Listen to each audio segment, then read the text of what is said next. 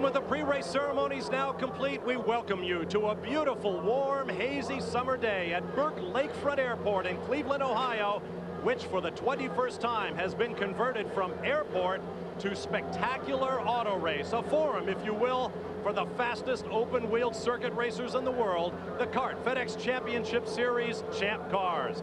We're just moments away from the start of the CART Grand Prix of Cleveland. Hi, everybody. I'm Bob Varsha. Back in 1990, Al Unser Jr. won 4 consecutive CART FedEx Championship Series races en route to the championship.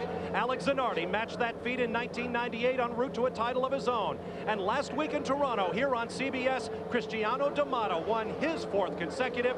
Today, he could take the all-time record with his 5th in a row and 6th victory of the season. With me once again, former Champ Car star Derek Daly. Derek, 5 in a row for D'Amato is great for him, terrible for everyone else. It really is. Even though it might create a piece of history, there's a growing frustration with every other driver that this D'Amato run actually has a touch of the Tiger Woods syndrome about it, because many argue as soon as Tiger Woods shows up, the field is already half beaten. The same is happening with this man here. It goes his way all the time. Now, today's battleground, while it invites and rewards daring and aggressive moves, it is wide open, it is very fast. Friday and Saturday had incidents just like this, with Dario Franchitti hard into the tire wall.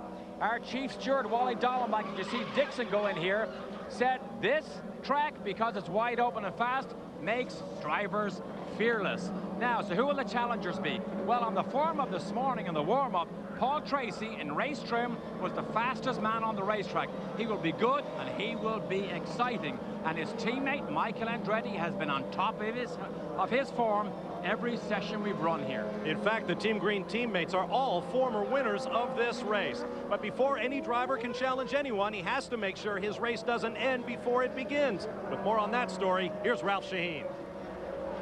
Turn 1 here at Cleveland is a giant invitation. It's very tempting to drivers to try to pick off 1, maybe 2, 3 cars before they get to turn 1 at the start. Take a look at what happened here last year. At the green, speeds reaching 150 miles an hour. Drivers fanning out 10, 12 wide before having to shut back down to a 1-lane corner. Now, 4 drivers had their invitations revoked at the door last year. I talked to driver Jimmy Vasser about the corner this morning, and he said you could try to be a hero and get yourself in trouble. You could come in too soft and be a wimp, and you're still in trouble, or you could end up the victim and in the weeds. To Jan Bigas. Well, Ralph, Dario Franchitti, who of course won this race last year, has had anything but a routine weekend.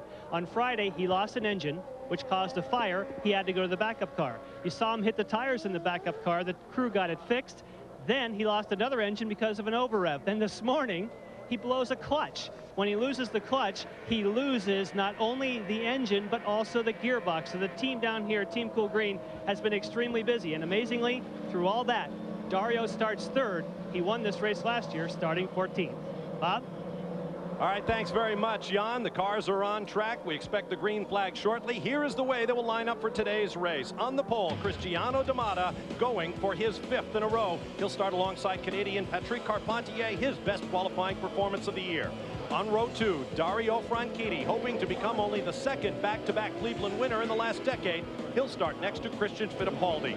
On row 3 will be Michael Andretti, his best qualifying performance of the year. He'll be next to Brazilian Tony Kanaan. On row 4 will be Jimmy Vasser from Las Vegas, Nevada, starting next to the number 2 man in the championship, Bruno Junqueira. On row 5 will be Kenny Brack, the Swede now living in Indianapolis, Indiana. He'll start next to Japanese driver Toranosuke Takagi. On row 6 will be Paul Tracy, quickest man in the morning warm-up. He'll be next to New Zealander Scott Dixon. On row 7, Mario Dominguez, the rookie from Mexico City, will start next to Canadian Alex Tagliani.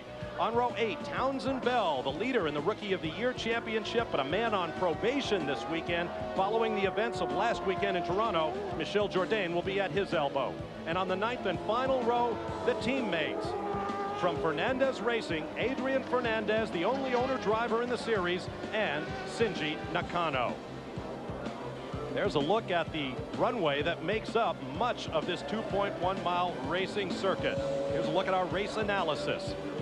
The race has been lengthened to 115 laps. It'll be a lot of hard work for these drivers on a very bumpy circuit. But the race is also subject to a 2-hour, 15-minute time limit. Pit stops, the maximum interval is 27 laps before you must pit for a 4-tire change. Pit lane speed limit 50 miles an hour. And for the first time this year, we will see 4 pit stops in the race. Fuel allotment, 134.4 gallons, averaging 1.85 miles per gallon of methanol. 8 sets of Bridgestone Potenza Racing radial tires. That's 1 more than the teams normally get due to the extra length of this race. Last year's winner, as Jan Bikus mentioned, Dario Franchitti, started 14th last year. That's as far back as a winner has ever come here, over 100 lap distance last year, and the finish at 0.3 of a second from Franchitti to second place finisher Memo Gidley, the closest ever. Derek, take us around the track. More racing room than any other track we go on all year. Start finish line right here. Here's the danger zone, turn 1. You can put 15 cars side by side there without any trouble. They all want to go through at the same time though. Here is a very difficult section. That's where we saw everybody fly off the road during practice. Between here and here, extremely bumpy. There are surface changes here, but essentially this is fast, wide open, flat out motor racing. Our weather conditions perfect for racing. 79 degrees, hazy skies, the track temperature 108, 95 in the cockpits, and of course much warmer than that for these drivers. 66% humidity, light breeze blowing, and the forecast is for sunny skies. The field will now pair up, and this time by, we expect Chief Starter Jim Swintel to give them the green flag. See the 2x2 coming out across of this dark turning patch that's been laid down 2x2. between turns 7 and 8. That is asphalt. They come onto it off of concrete, leave it to go back onto concrete, and that interval has a different coefficient of friction that will make things very difficult for the drivers. They have to be very careful. And Bob, no matter how many times you tell these drivers, take it easy, be careful through turn 1, it is a golden opportunity to pass cars, and drivers will take those chances. They will take the risks.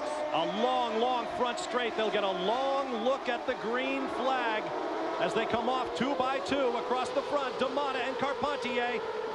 D'Amata breaks first, and it is waved off. Waved off. There was contact between car number 32, Patrick Carpentier, and another car. That's the word we're being given by race control. So they waved off the start and will do it again. But that lap will count, and our clock is running. My vote for next year now is for standing starts. We cannot get a start underway. These guys are too anxious. The pole sitter looked quite good here. Yes, no contact there for Carpentier. We're being told now a misaligned start. Everybody broke too soon from their 2x2 formation. Standing starts from now on, right? A long run. The starter is looking for gradual acceleration. Under the control of the pole sitter, you may not pass the car ahead of you in line until the green flag is in the air. So we'll do it all again. This is the run down from turn 8 to 9. Very bumpy along here. Watch the cars bob and weave as they form up once again. D'Amata in the black car, Patrick Carpentier, the blue car on his right-hand side, Dario Franchitti right behind D'Amata. And as I said before, this is an opportunity. It's hard to tell drivers to take it easy. 850 horsepower per car. Once again, they come off 2x2, then they break order. Green flag. Green flag this time. And look how they spread out. Someone's turned around. It's Jimmy Vasser with Tora Takagi, Mario Dominguez, and Townsend Bell. And it looks as though they're all interlocked. In fact, Takagi's rear wheels are off the ground. Off the ground is Takagi because he got drilled by Herdez. Can you believe Jimmy Vasser? There is a black cloud over Jimmy Vasser all this season. He might have worse luck even than Tony Kanaan. How many races has Vasser gone out of this year early in the going?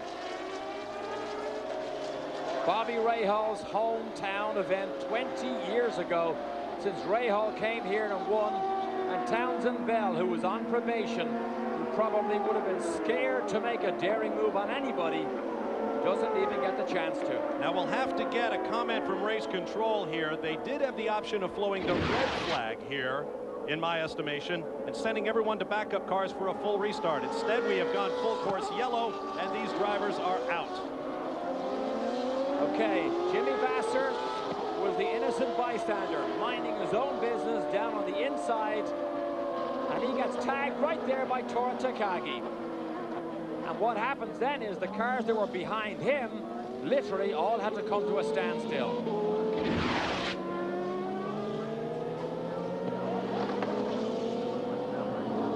What a shame. There's Adrian Fernandez, who's in the pits. Having to be pushed back, looks like he overshot his marks. As the Simple Green safety team untangles the mess at turn 1. I'd love to do that Jimmy interview. We see it so often in a tight turn at the beginning of a race. The line of cars simply accordions.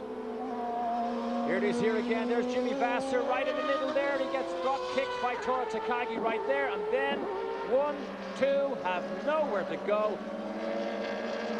Dominguez goes right in under. See the nose is like a wedge. It lifts the car up. Rear wheels off the ground. Happily, if there is a happily in this, Jimmy Vasser and Tora Takagi did get running. So they are in fact back out there and catching up to the field. Didn't lose a lap.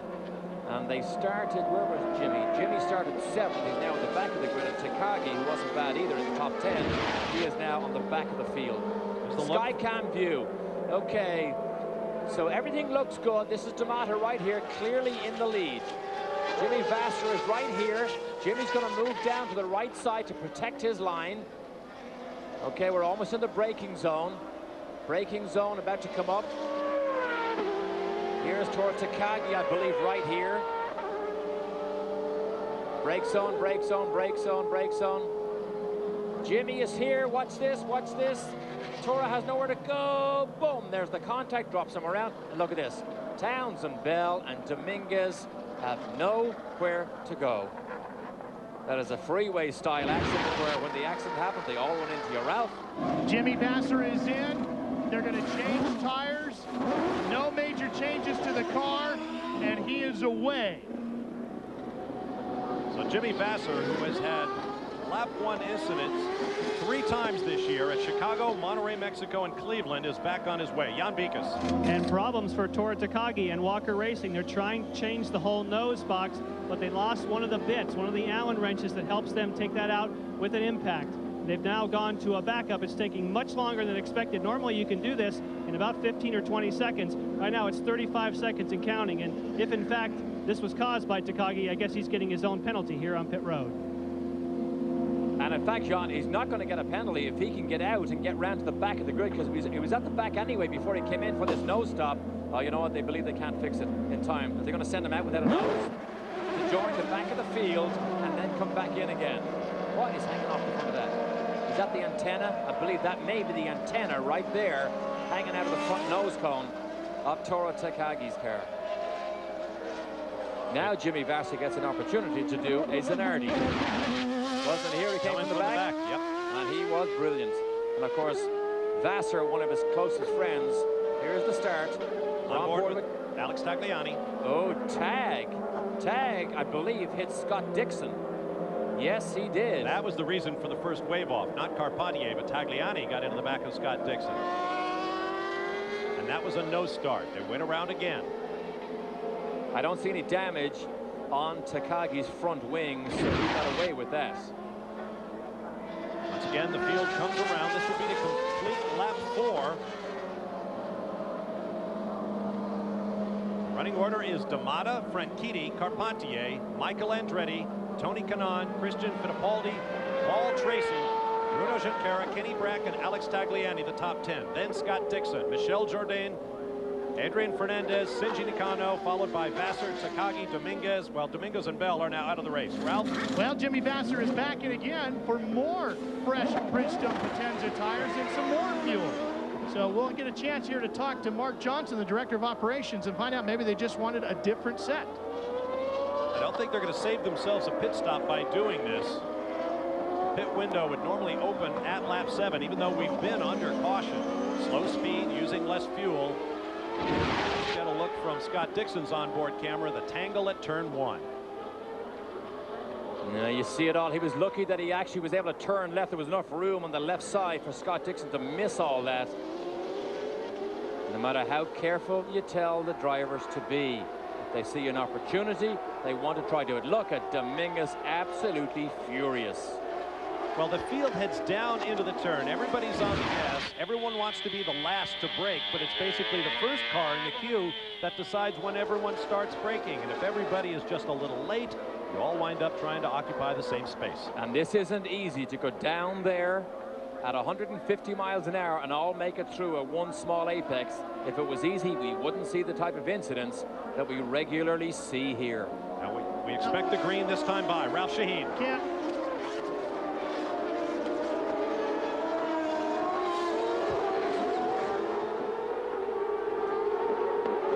Appear to be having a small problem with Ralph's microphone. Meanwhile, Cristiano D'Amata, leading for the 7th time in 9 races, brings them off the corner. The green waves were underway again. Single file this time into turn 1.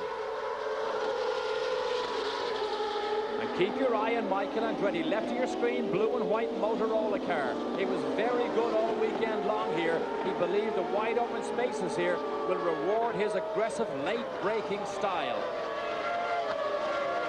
Patrick Carpentier runs in 3rd place, but we're getting the word that he's lost electrical power to his electronic dashboard. That is the controls on the steering wheel, the LED readout that tells him all sorts of information. He is basically flying blind right now. He's onto one of the long runways. You see the painted markers. This is turn 8. This is where we saw many people slide off the road. It's resurfaced. You get a surface change and it's slippery. Look at the speed up. This is the bumpiest part of the track right here. There's Michael.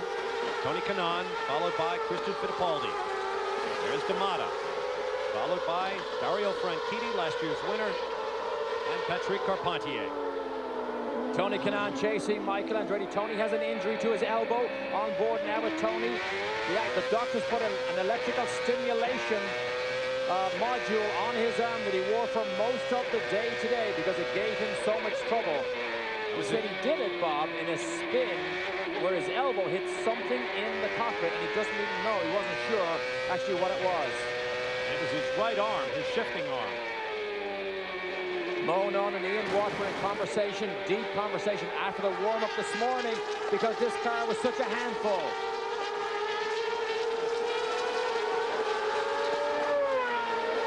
That is Kenny Brack, Alex Tagliani, and Scott Dixon running nose to tail. There's Michel Jourdain. It was one of the target cars, obviously, that made that move. Rushing down to turn number 9, then the very high-speed chicane, a quick right-left flick. Yeah, it was Dixon. Dixon passing Tagliani. Very bumpy section right here. Right through there, as you come through the apex, the cars just bang off the ground. We saw many spinners also that ended up out in the grass here. Vassar goes by Adrian Fernandez on the inside for 13th place. Vassar was just told on the radio, we can win this race, Jimmy. Let's go and race. Vassar in the shell car, driving for Bobby Rahal. Fernandez takes the spot right back. He made early pit stops as well. Bobby Rahal won the inaugural edition of the Grand Prix of Cleveland 20 years ago here at Burke Lakefront Airport.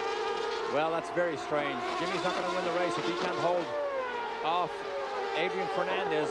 Now, Adrian's a good driver, but he's been at sea all weekend long here. They have just not been competitive, either himself or his teammate Shinji Nakano. Heavy braking for turn 9, and then hard on the gas, one hand on the shift lever, the other trying to hold the wheel over that bumpy surface that Derek mentioned a lap ago. Here comes Tracy. Oh, side by side. Man, you got to give each other room. That's Fittipaldi in the green and white Lily car. Whenever you see Tracy come down the inside, you know he will not back off. So how brave will you be, and how much will you force the issue? Intimidator indeed. Paul Tracy is racing without a contract with Team Green. There's Much speculation about whether the team and its sponsors will come back to the kart championship next year or go to the other open-wheeled series in America, the Indy Racing League. If they do, says Paul Tracy, I think I may go stock car racing. Here it is again. Tracy comes down to the inside. Oh, they just get so close. And the professionals that they are mean that they give each other enough room. And Paul Tracy, the fastest man, remember, in race trim in the morning warm-up, now passes Christian. Took him a while to get to that condition, though. He struggled a bit during the course of the weekend. Jan Beekes. Earlier you mentioned that Patrick Carpentier had lost his dashboard. That was correct, but it has come back. When he lost his dashboard, he lost also not all the gauges, but also the traction control. So thankfully, that's all back for Patrick, and he should have an opportunity to try and now slice through the field. Ralph? Jan, I spoke just a moment ago to Mark Johnson, Director of Operations for Jimmy Vasser's car. He said everything is fine with the car. That extra pit stop, that little bit of fuel, gave them another 4 laps on their pit strategy window, Bob.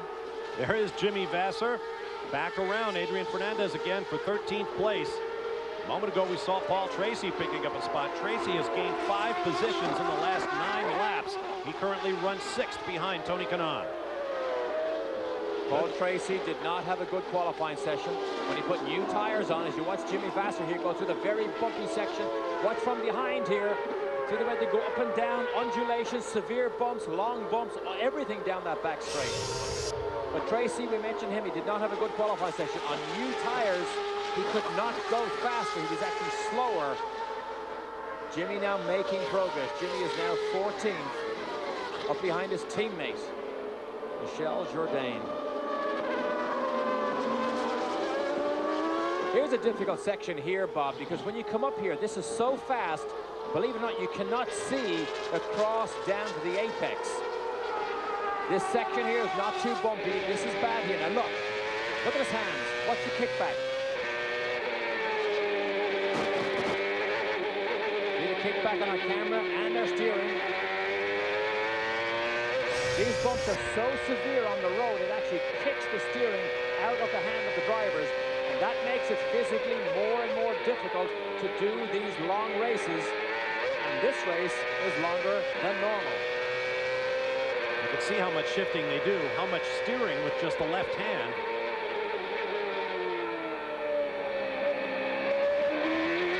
About 54 miles an hour through turn 1, then up through the gearbox, hard on the gas, up over 177 miles an hour.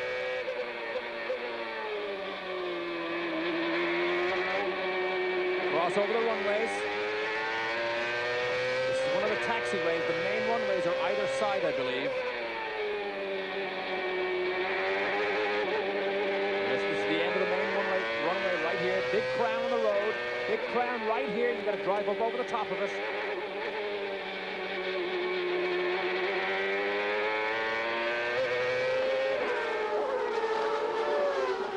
362 days of the year, this is Burke Lakefront Airport, one of the most convenient general aviation facilities in the country. An easy walk from downtown Cleveland, Cleveland Browns Stadium, and the Rock and Roll Hall of Fame.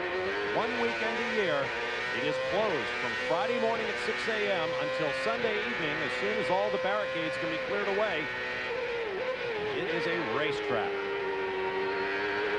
Interesting, you see there's so much turbulent air inside the cockpit in Dario's car. You'll see from time to time right here, the seatbelt actually begins to blow up and around the cockpit. This team has worked so hard all weekend. They have had 5 engine changes for Dario Franchitti. After every session, they've had to change the engine. The first one went on fire. The second one wasn't the right spec. The qualifying engine was only used for qualifying. The clutch exploded today, as Jan Beekes told us earlier on.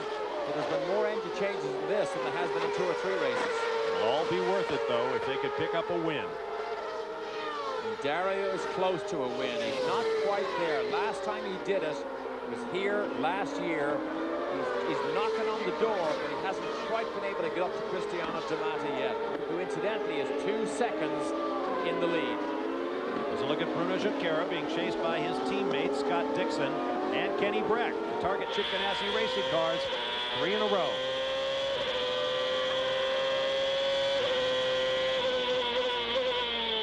Brake zone. Bumpy here. This is the taxiway. In the old days, you'd run off the road, you'd run over landing lights and all sorts of things. Now they take them away. Here's the main runway.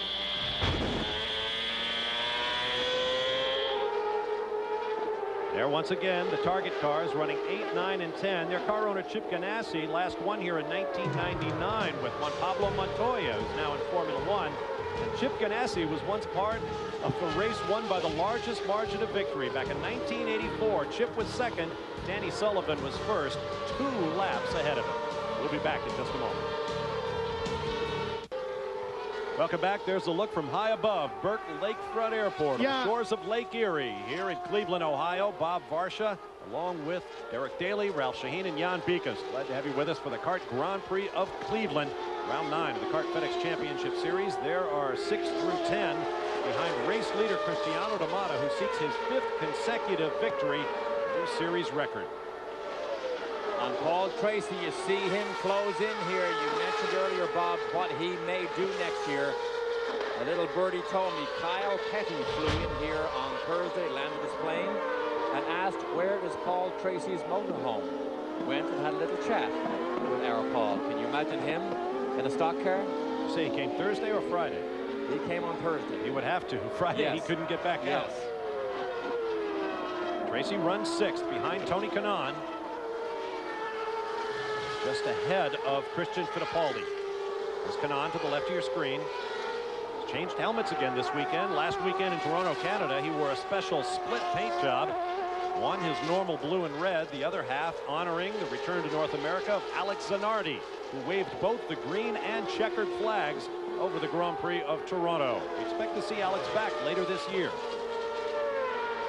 Mentioned earlier, Tracy on new tires just was not quick as you go back to Cristiano Damata, who incidentally has just set fastest lap of the race at a 59.26. There is the helmet, Tony Kanaan's helmet. He's changed it many times this year. This is in the colors of the Brazilian flag. He originally adopted that to try to get some luck after finishing the early part of the season with a string of DNFs for did not finish.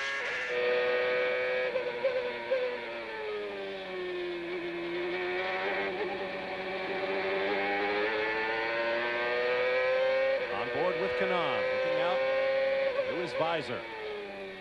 He may be having a better race than he anticipated, because when I went over there after the warm-up, he, Monon, his team owner, Ian Watt, his engineer, had very long faces discussing the mechanical setup of the suspension of this car, and it looked as if they just weren't too pleased or too hopeful.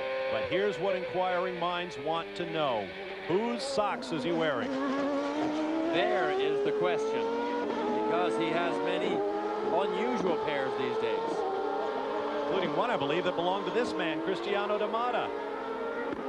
They're about to try anything. Look at Damata, over the limit. Damata has said before, when this Lola is on the edge, he can make it go fast. He did a 59.17, which is his fastest lap of the race. And guess what? Dario Franchitti behind him is actually running faster at 59.15. So Dario does have the legs to compete with Damata. As we speak, he's in trouble. What went wrong here? Dario flies by and takes the lead. See if he ducks for the pit lane. We're looking at it. He's headed for the pits. Kenny Seaweek, assistant team manager, says we're looking at it. They're looking at the telemetry. This is lap 20. Coming in. He's just like cutting you up. Hey guys, 4 tires and fuel.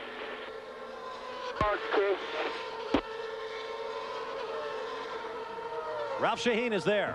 Well, Cristiano Damata is in. The crew going to work on the car, looking around. No changes being made just yet.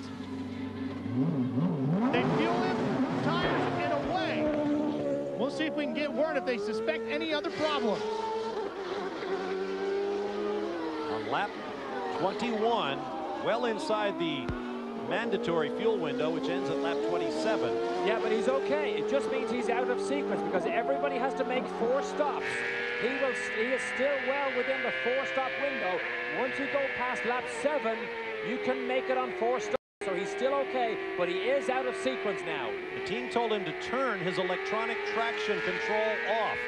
That's an electronic function that maximizes traction through interrupting the engine function. Ralph Shaheen. Well, we're with Peter Gibbons, who's the engineer down here. Peter, what's the problem with the car? We have a boost problem. We're not able to build boost, so we're going to have to come back in and change some electronics. How tough will that be to do?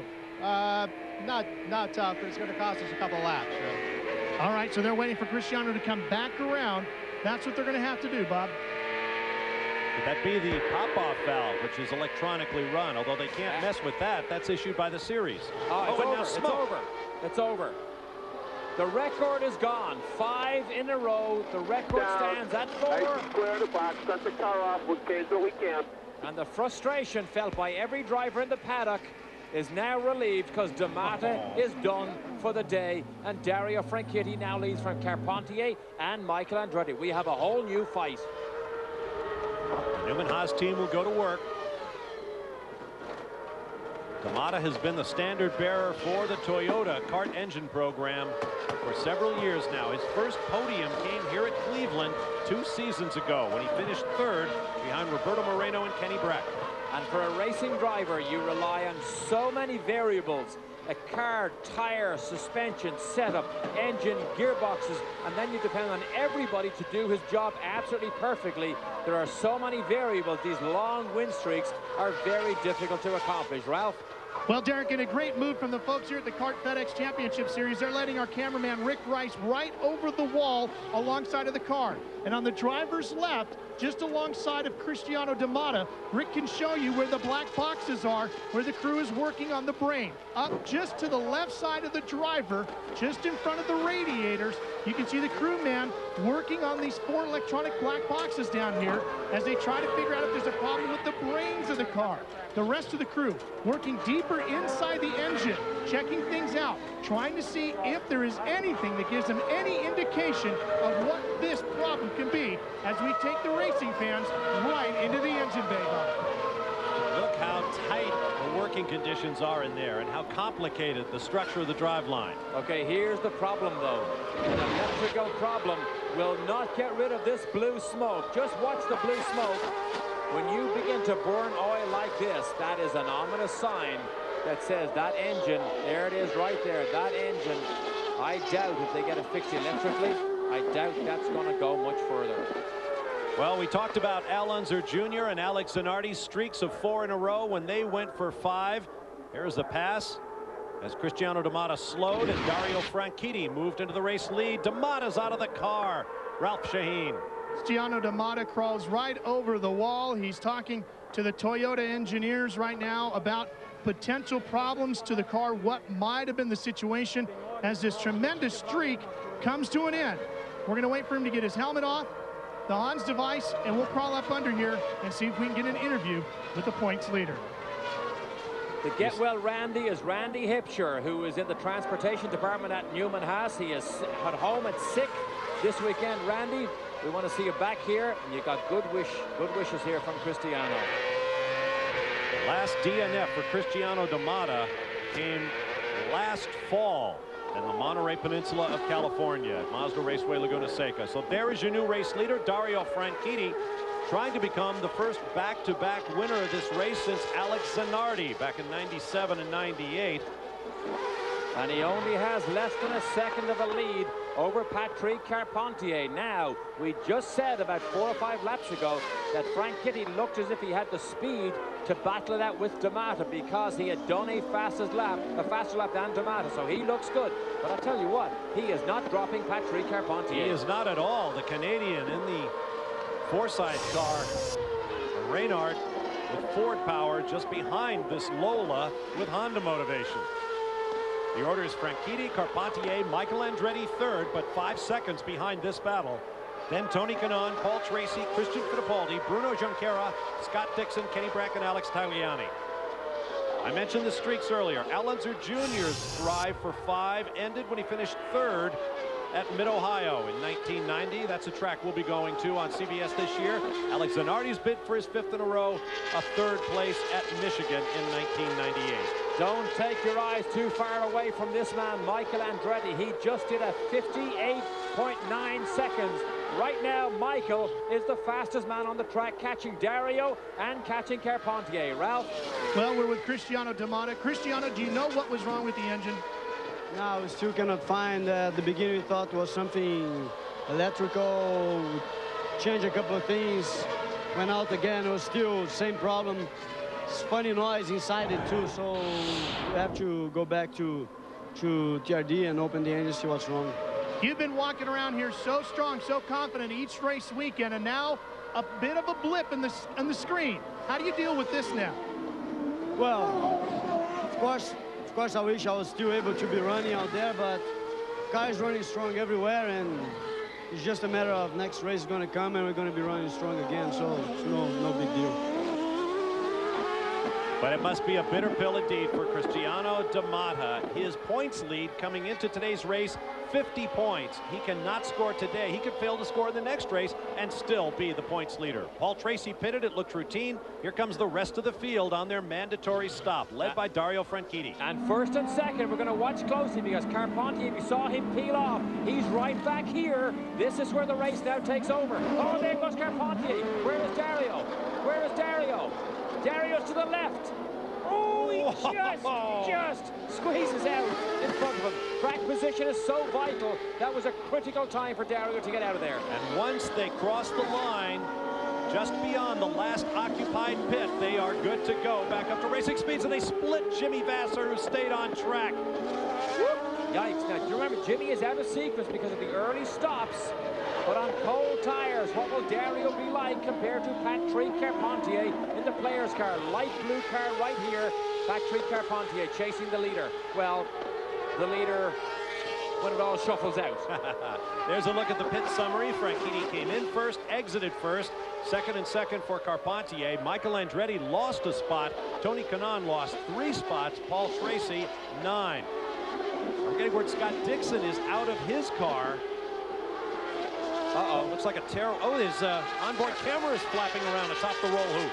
Oh, no, he broke that also because of the tow hook yesterday, Saturday. I saw one of the mechanics in the car fixing that to the roll bar. Now, it actually is not... Oh, it's gone. So much for an onboard camera. Now, would they have black flagged him for the camera hanging off? Well, he would have been really impressed by that. It definitely created debris on that 90-foot wide front straightaway. Now, meanwhile, Jimmy Vasser went around Patrick Carpentier. Vasser's a great story right now. The Team Rahal guys got him back out after he got stopped at the first corner. He stayed on the lead lap, made his early pit stop, and here he is running second to Franchitti. He just drove around Carpentier. And he's out of sequence, but this still could go his way, depending on the yellows. He'll have to pit shortly. That team with Dario had a great stop. We still have our onboard camera, remember, in his visor. Or under his visor, in his helmet. Takagi is fourth. Michael, a shame Michael lost those positions. And Nakano is up to 6th place in one of the Fernandez cars. Jan Bikas.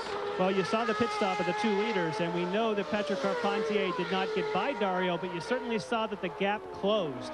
And I truly think that's because the Ford is getting a little bit better fuel economy than the Honda, so therefore Patrick did not have to take as much fuel. Look for that to play out on each and every pit stop. Ralph? Well, Jan, they took a pound of air out of the 2 front tires on Dario Franchitti's car. He'd had a bit of a push. They're hoping to fix it with air pressures. The camera coming off the top of the car, I checked with the team. They're not worried about it. It's just going to cost us more than them. Of course, they're not worried about it. You know, that was a good point there made by Jan Bikas, because if it flows 3 gallons per second, and you don't need those 3 gallons. 1 second at close to 200 miles an hour down these long straights is a long, long way. So that could be a little advantage for Patrick as these pit stops unfold here. There's Michael. Watching the running order at the top left of your screen, a green box next to the driver's position means he has moved up at least 1 spot on the last lap. A red box means he has lost at least 1 spot. There you see the greens for Fittipaldi and Junqueira, who are moving up. Vasser will be pitting within the next lap or so. His last pit stop was on lap 4. 27 laps later, he'll have to be in on 31. Jimmy's radio, they just said keep pushing. You have more. Let's go as Tora Takagi comes in. You see the nose box still on. In fact, what was hanging out of the front of that car as he left earlier in the show with no nose box was not the antenna. In fact, it was the drink bottle. They keep the drink bottle, a little bladder, up inside that nose box. So now he's a new nose and no drink. Ralph Sheheen. Well, I'm standing by with Mario Dominguez and Townsend Bell, who were involved in the first lap incident. Mario, what happened from your viewpoint? I have no idea. Apparently somebody hit Jimmy Vasser. He spun out, and then I guess Takagi had to stop. He just stopped. I had nowhere to go, and my suspension was damaged. Very unfortunate. I really can't believe it. Townsend, you've been on the other side of this issue the last few weeks. What was your view? Well, just last week there at Toronto, but I don't know. We're just trying to stay out of trouble. Really didn't need this weekend. I mean, just cruising down in the first corner, just waiting for everything to unfold. Down in the first gear, I was going probably less than 20 miles an hour. Everything just stopped. Mario ran in the back of Takagi. I guess something happened in front of him. So, I mean, I was practically stopped trying to stay out of trouble, and there was just nowhere to go. So, I really didn't need that. The Visteon guys have worked so hard to give me a good car each weekend, and I really felt like if we could get through the first corner, we'd run long, hard all day, but it's not to be. Thank you, gentlemen, for your patience today. Tough break for the two rookies in the series this year. Bell leads Dominguez for the Jim Truman Rookie of the Year award at season's end. Looking at Tony Kanaan, Jimmy Vasser has come in and made his pit stop. Jan Beekes. On Jimmy Vasser, while we were talking to the two guys involved, of course, Vasser was involved in turn one, made a 9.2 second stop, made a couple little changes, so he certainly falls out of sequence, but nice work for the Rahal team. Vasser shown in 10th place after that stop, his third of the day thus far. Cars streaming onto the front straightaway with Tony Kanaan leading the way. He is currently fourth behind Franchitti, Carpentier, and Andretti. We'll be back to Cleveland in a moment.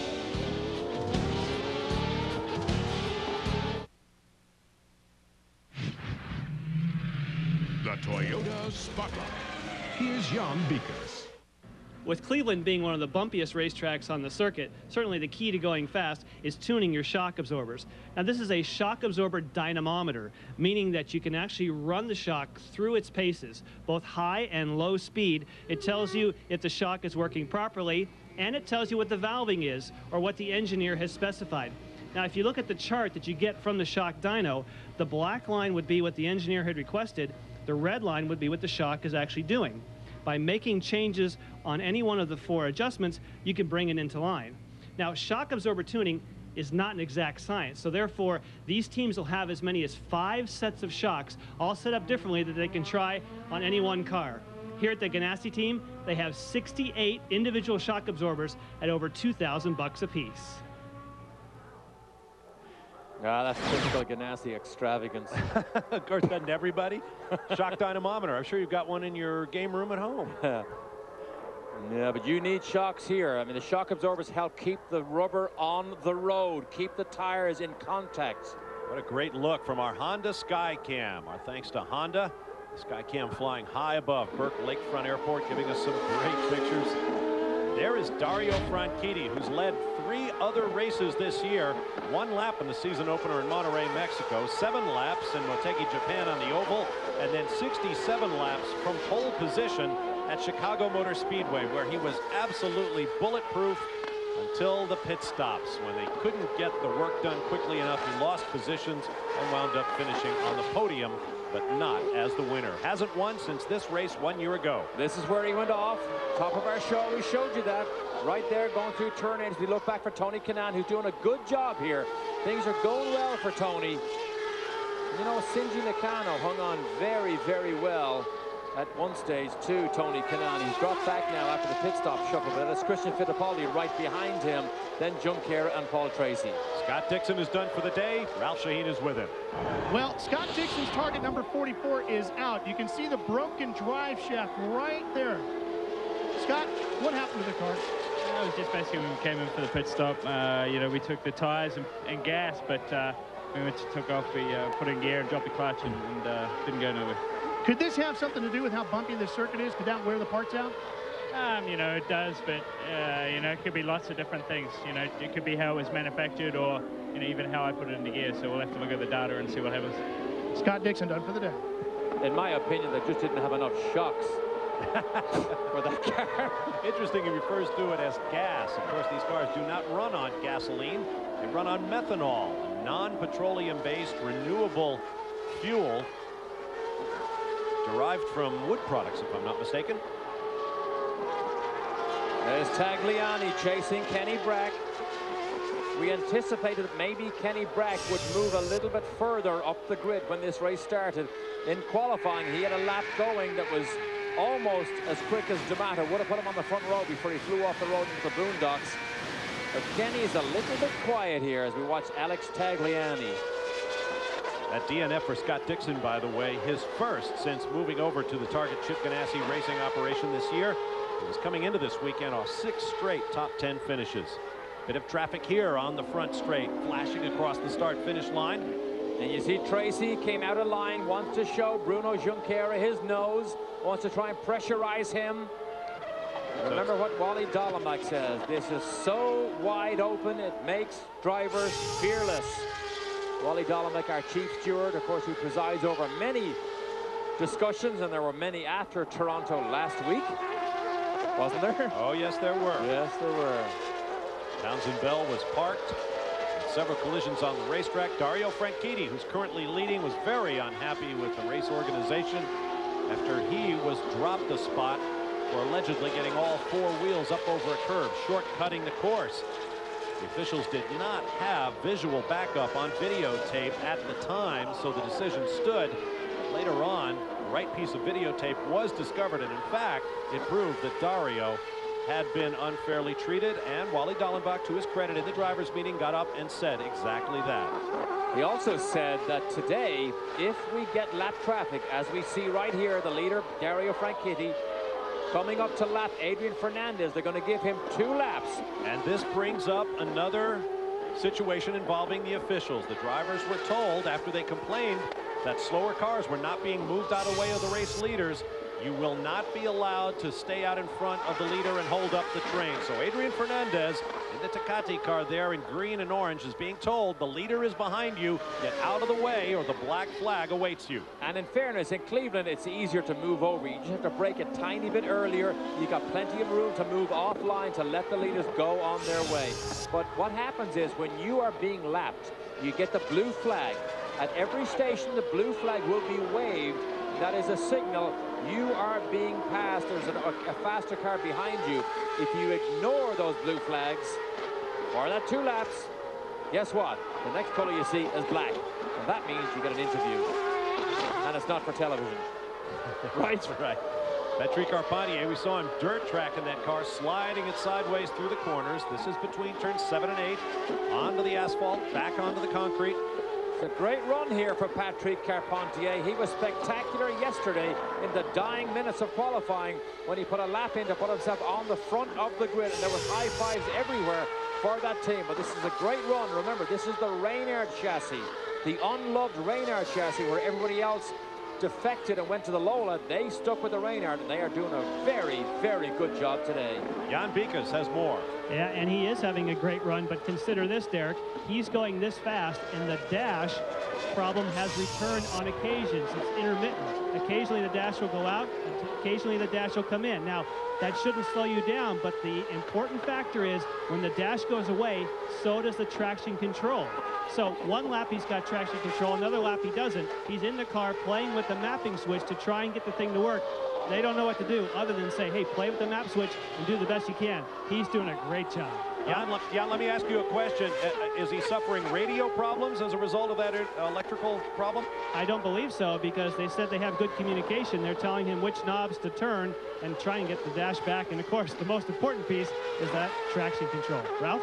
Well, Jan, there might be a problem building for Dario Franchitti. On this last pit stop, the crew was not 100% sure they got all the fuel in the car that they needed and wanted. The fueler moved the hose, and they sent the car, and they think they're just a little bit short. They'll probably make their pit window without any problem, but it could mean that the next pit stop will take a little bit longer because they'll have to put a little bit extra fuel in because the fuel tank is going to be drained even more this time. Bob? Thanks, Ralph. Dario Franchitti continues on his way. His best finish of the year thus far through 8 races was second in the season opener in Monterrey, Mexico. That was on a temporary circuit like this one. He has third-place finishes on the streets of Long Beach, on the permanent road course at Portland, Oregon, and on the oval at Chicago Motor Speedway. So the Scot definitely is versatile. That's what you need to succeed in the CART FedEx Championship Series. On board with Tony Kanaan. Tony Kanaan, one of the lightest, physically one of the lightest drivers in the series. And that is causing controversy. All the drivers were weighed this weekend, except our man Tony, Mo Nunn, who has a very strong opinion about the potential for adjusting these weights, says no way. We'll talk about that a little more later on. CBS Auto Racing coverage of the CART Grand Prix of Cleveland will continue after this message and a word from your local station. We are now working lap number 47 of 115 in the CART Grand Prix of Cleveland. Glad to have you with us. Bob Varsha, Derek Daly, Ralph Shaheen, and Jan Bikus. There's a look at your top 10. Dario Franchitti trying to go back-to-back after winning this race from 14th on the grid a year ago. But it's not all going his way, because we're hearing more and more of the potential of not enough fuel being in that car. So if he stops 3 or 4 laps earlier than normal, we expect to see him maybe around lap 50. So the advantage maybe begin to swing Patrick Carpentier's way a little bit. Now here's a situation that the drivers must take advantage of. Cristiano Damata, the runaway championship leader, who came in here with 5 victories, a streak of 4 in a row, is out of the race. Mechanical problems. Earlier this year, part of the reason Damata opened such a big lead, 50 points over the rest of the series, is because the other drivers, right side wheels off for Dario Franchitti. That's a dance with the devil around here. The other drivers didn't take advantage of their opportunities to recap some points on the Brazilian Damata. Dario Franchitti has a chance to do that today. He comes into the weekend 3rd in points, and he can take a big chunk out of Damata's lead with a victory. I'll tell you, Dario, with what we see him doing here, as wide as these roads are, they are hardly wide enough. He is going all the way to those yellow lines. We saw a great going away shot of Carpentier coming out of turn 1, and he had his left rear wheels in the grass also. So these two boys, who are still less than a second now, it is 9/10 of a second with that little bobble, that mistake by Dario. Look at Carpentier over those yellow lines. He is beginning to turn the pressure up here on Dario Franchitti. At the bottom of your screen, you see some of our upcoming schedule in the CART FedEx Championship Series. Of course, the sad part of it is that Cristiano Damata is not in this mix. He led earlier, and then he had an engine blow-up. And at about the same time, Dario was beginning to go just as fast as Cristiano. So I'd love to see him here in the mix also. But sadly, he is gone, as is the potential record of 5 in a row. Damata led 19 laps from pole before he suffered that failure. Race leader in. Dario Franchitti heads for the pit lane. Patrick Carpentier will take over the race lead, and this will be a very interesting pit stop for the Team Green driver. Oh, this is even earlier than we expected. We thought maybe lap 50, but this is lap 49. Ralph? Well, Dario Franchitti comes to a stop. The only thing he asked for was some cold water. His father, George, hands him the cold water bottle over. Keep your eyes on Corey McLish. This is a fueler. When he's done, the pit stop is done. A little bit longer than normal, and it's just a little over 10 seconds, about 11 seconds, as they get him fueled, tires and underway. Now that's what CART FedEx Championship Series pit stops used to look like. Fueling took longer than changing the tires, so everyone would wait on the fueler. More recently, they've been short fueling, and it's the changing of the tires that has taken the longest on the pit stops. Hence, the crews were rushing, and we saw a string of wheels flying off the race cars when the lug nuts were not properly secured. And now Patrick Carpentier takes the lead, and if he goes according to the pit sequence that he's on already, he will stay out to lap 54, 5 more laps. So he has less fuel now than Dario Franchitti in the car. He can run faster for these next 5 laps. He should be able to get in and get out, hopefully, for him, and maybe stay ahead of Dario Franchitti. This will unfold nicely. Only the second race Carpentier has led this year. His previous lead was 4 laps in the season opener in Monterrey, Mexico. It's also a lead for Ford. Ford has now gone 8 races into this season without a victory, and that's the first time that's happened in almost a decade. Jan Bikus. His teammate at the moment is getting service. He is going to be here a couple laps, Alex Tagliani, before his teammate Patrick Carpentier take out a full, actually took out and then put back in some of the wing. That's a nice stop. If Carpentier gets a similar stop, he should be able to keep the lead. Now, for those of you with the BDIs, you would have seen when Dario went out, Tag was right ahead of him. And those boys had the boxing gloves on in Toronto and afterwards, but Tag did not stay ahead of Dario very long, which potentially might have given Patrick Carpentier, Tagliani's teammate in that players team, the light blue cars, the players team, some of the best looking cars on the racetrack right here, but the advantage was nothing because he came to the pits. In fact, they're together on the racetrack now. There's Carpentier. He needs good laps. He needs fast laps right now to build a cushion over Dario Franchitti, who was on a full fuel load right now. If he can put in some fast laps, it will be a huge track advantage, track position advantage for him. Franchitti is in 6th place. We'll be watching him when Carpentier finally pits. Getting back to the engine issue, Ford hasn't won this year in the 8 races. Honda has 2 wins at Long Beach at the hands of Michael Andretti, and Milwaukee thanks to Paul Tracy. All the other races won by Toyota-powered drivers. Look at this. Patrick Carpentier actually set fastest lap of the race. Tag now moves over, lets his teammate through. Wow, Carpentier is just absolutely flying here.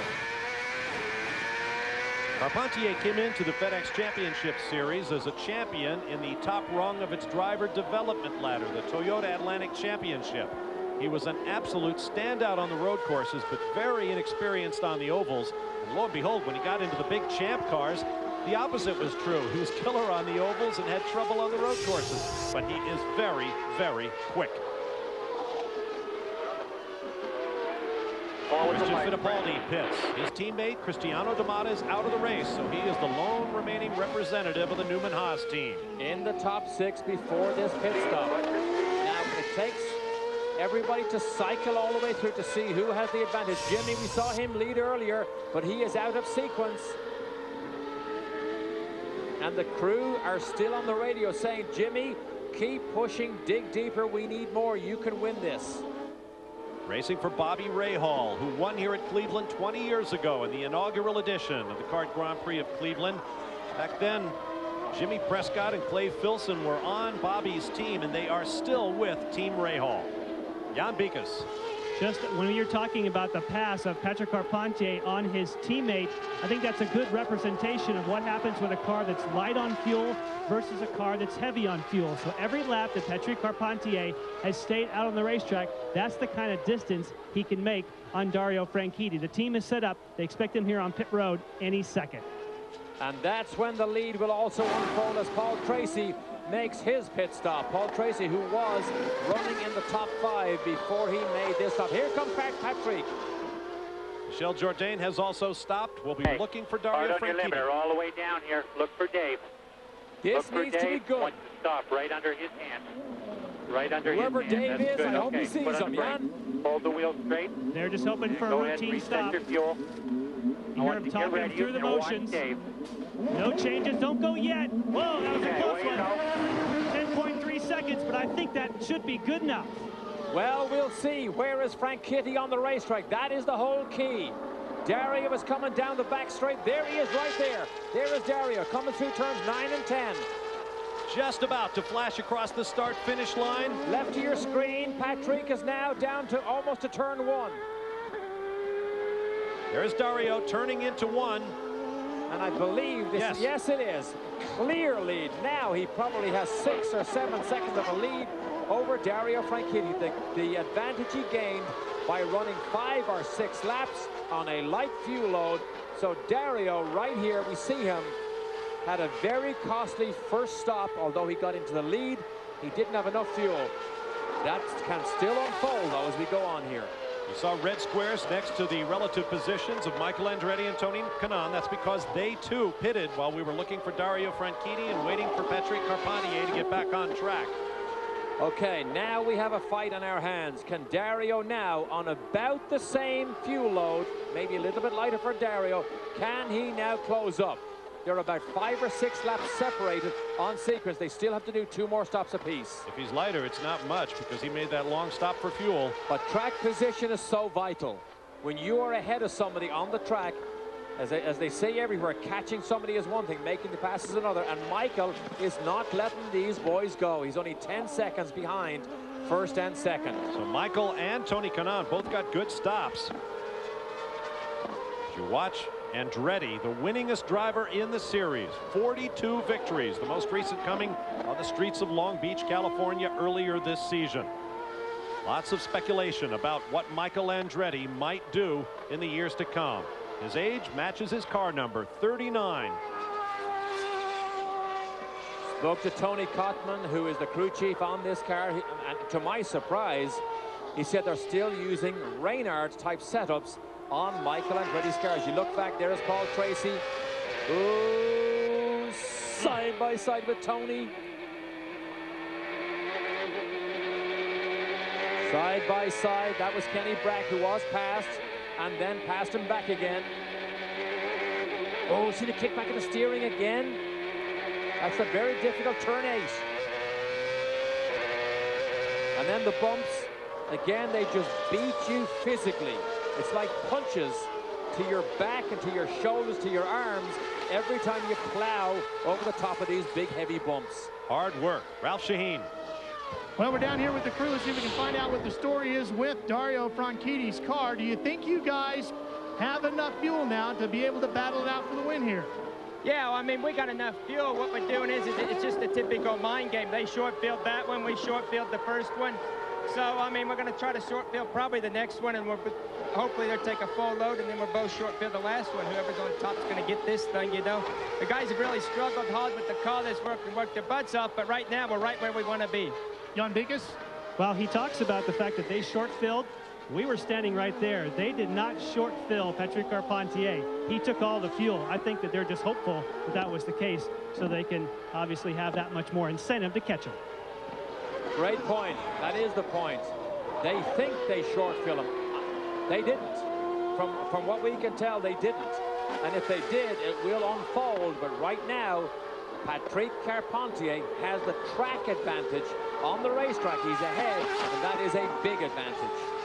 There's Shinji Nakano with the Fernandez team. Difficult weekend for them.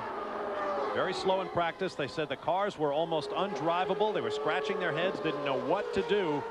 Currently, Adrian Fernandez, the owner of the team, runs 14th. Shinji Nakano 1 spot ahead of him. Last lap by, it was 2.5 seconds between the leader and Dario Franchitti. It is still 2.5 seconds as they go by here on board now. It's with Tony Kanaan. Yes, he's dropped a couple of spots since his pit stop. And actually, it was Bruno Junqueira who we saw pass Tony earlier, not Kenny Brack. But look at his steering wheel. That's the dash readout that Patrick Carpentier is having trouble with. Right here. Just saw Tony pull the tear off from his visor. And actually, you can see there's the rear view mirrors. You don't necessarily get a full focus on the car behind you. You get a color scheme. The mirror fills with the general color of the car following you because everything bounces around so much. And the color, of course, tells you who they are and where they are. Tony is a couple of seconds off the pace. That last lap, 61 seconds. The front runners running 2 full seconds quicker than that. We'll take a break and return live to the CART Grand Prix of Cleveland. Stay with us. Here's a look at a Toyota Spotlight recapping the CART Grand Prix of Cleveland thus far.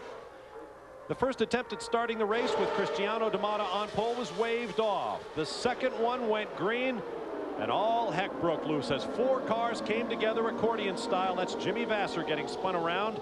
He and Tora Takagi continued. Townsend Bell and Mario Dominguez did not. There's the view from Scott Dixon's onboard camera. Damata came into this race looking for his 5th straight CART FedEx Championship Series victory, which would have been a record, but it went up in blue engine smoke on the 20th lap of the race. That handed the lead over to Dario Franchitti and then Patrick Carpentier as they rotated through the pit stops. A quicker stop for Carpentier means he holds the lead over Franchitti. with Michael Andretti running third, Paul Tracy fourth, and Christian Fittipaldi in fifth. We are now past the halfway point of the race on a beautiful day here in Cleveland, Ohio. Bob Varsha, Derek Daly, Ralph Shaheen, and Jan Bikas. Glad to have you with us here on CBS. There is Tony Kanaan, who ran slowly a few laps ago off the pace, slipping backward down through the field. He is currently ninth and running competitive laps once again, but we have to wonder if everything is okay for Kanaan and the Mo Nunn team. Ralph Shaheen. Well, Bob, actually it is. As you know, every driver in the series runs a Bridgestone Potenza tire. Now, for Kanaan, for some reason, all weekend long has taken him about 4 or 5 laps when he gets a fresh set of tires to get them up the pace. New tires, he went out, he was running 61s. Now, after about 4 or 5 laps, he's dipping back into the 59s. So look for Kanaan to start moving back towards the front. Tony Kanaan on Friday put a lap in to put him on the front row of the grid temporarily. His first comment to his engineer Ian Watt when he got out was, "This is the car from hell. If we can make this car more drivable, I'll go much faster." Which reminded me of a comment Tim Coffeen made to me one time, that when D'Amata has the car on the edge and difficult to drive, it's at its very fastest. And also reminding me of Toronto just last week, the morning warm-up, Christian Fittipaldi was the fastest man in race trim, and his comment was, the car is very hard to drive. Perhaps this Lola, when it's on the edge and just all over the place, may be at its very fastest, and maybe some drivers are more comfortable with a car like that than others. Maybe, just pose a question. Bridgestone Potenza tires being used by these drivers are a compound that is new, something that's been brought into the series for this race, and we will use it when the Kart FedEx Championship Series visits Mexico City, a return to Mexico's capital, and it should be a massive event. Look at those pictures from our Honda Skycam high above Burke Lakefront Airport, off of runway 24 right onto 6 right, using the taxiways and both runways here on the shores of Lake Erie. When you talk about Bridgestone tires, you think a Japanese tire, Japanese company. In fact, believe it or not, they're made, all the racing tires made just down the road here at Bridgestone's plant in Akron, Ohio. They have more than 1,000 people employed down there doing all sorts of things, including building the racing tires for championship auto racing teams. A lot of those folks on hand this weekend to watch their product in action. Interesting spectator here today, or earlier this weekend, Charlie Whiting. Remember his name? He's the FIA safety delegate from Formula One, has been to every F1 race since 1977. He came to inspect the racetrack here. 5 or 6 years ago, Bill France from NASCAR and Andrew Craig, the then CEO of CART, said it might be a good idea for the FIA and NASCAR and CART to share the experiences. And Charlie Whiting, the safety delegate, has been coming to CART races and CART tracks ever since. And believe it or not, he says, I learn things by coming to see these American racetracks. Of course, there is a Formula One circuit built on an airfield, mighty Silverstone in England. No longer used much for airplanes, once a training base for World War II bomber pilots. Kenny Brack trying to run down Christian Fittipaldi. Kenny is in the 59-second range as his fastest lap. The 4 leaders, right down to Tracy, who's now in 4th place, are running in the 58-second bracket. Play fantasy auto racing and check out other great fantasy games. Just click on fantasy at cbs.sportsline.com or on America Online. Enter keyword CBS Sportsline. Breck has been pretty quiet to this point of the race, currently running in 6th, as Derek mentioned. Carpentier, Franchitti, Andretti, Tracy, and Fittipaldi ahead of him. The gap is now 3.6 seconds from leader Patrick Carpentier to Dario Franchitti. Breck heads for the pit entrance.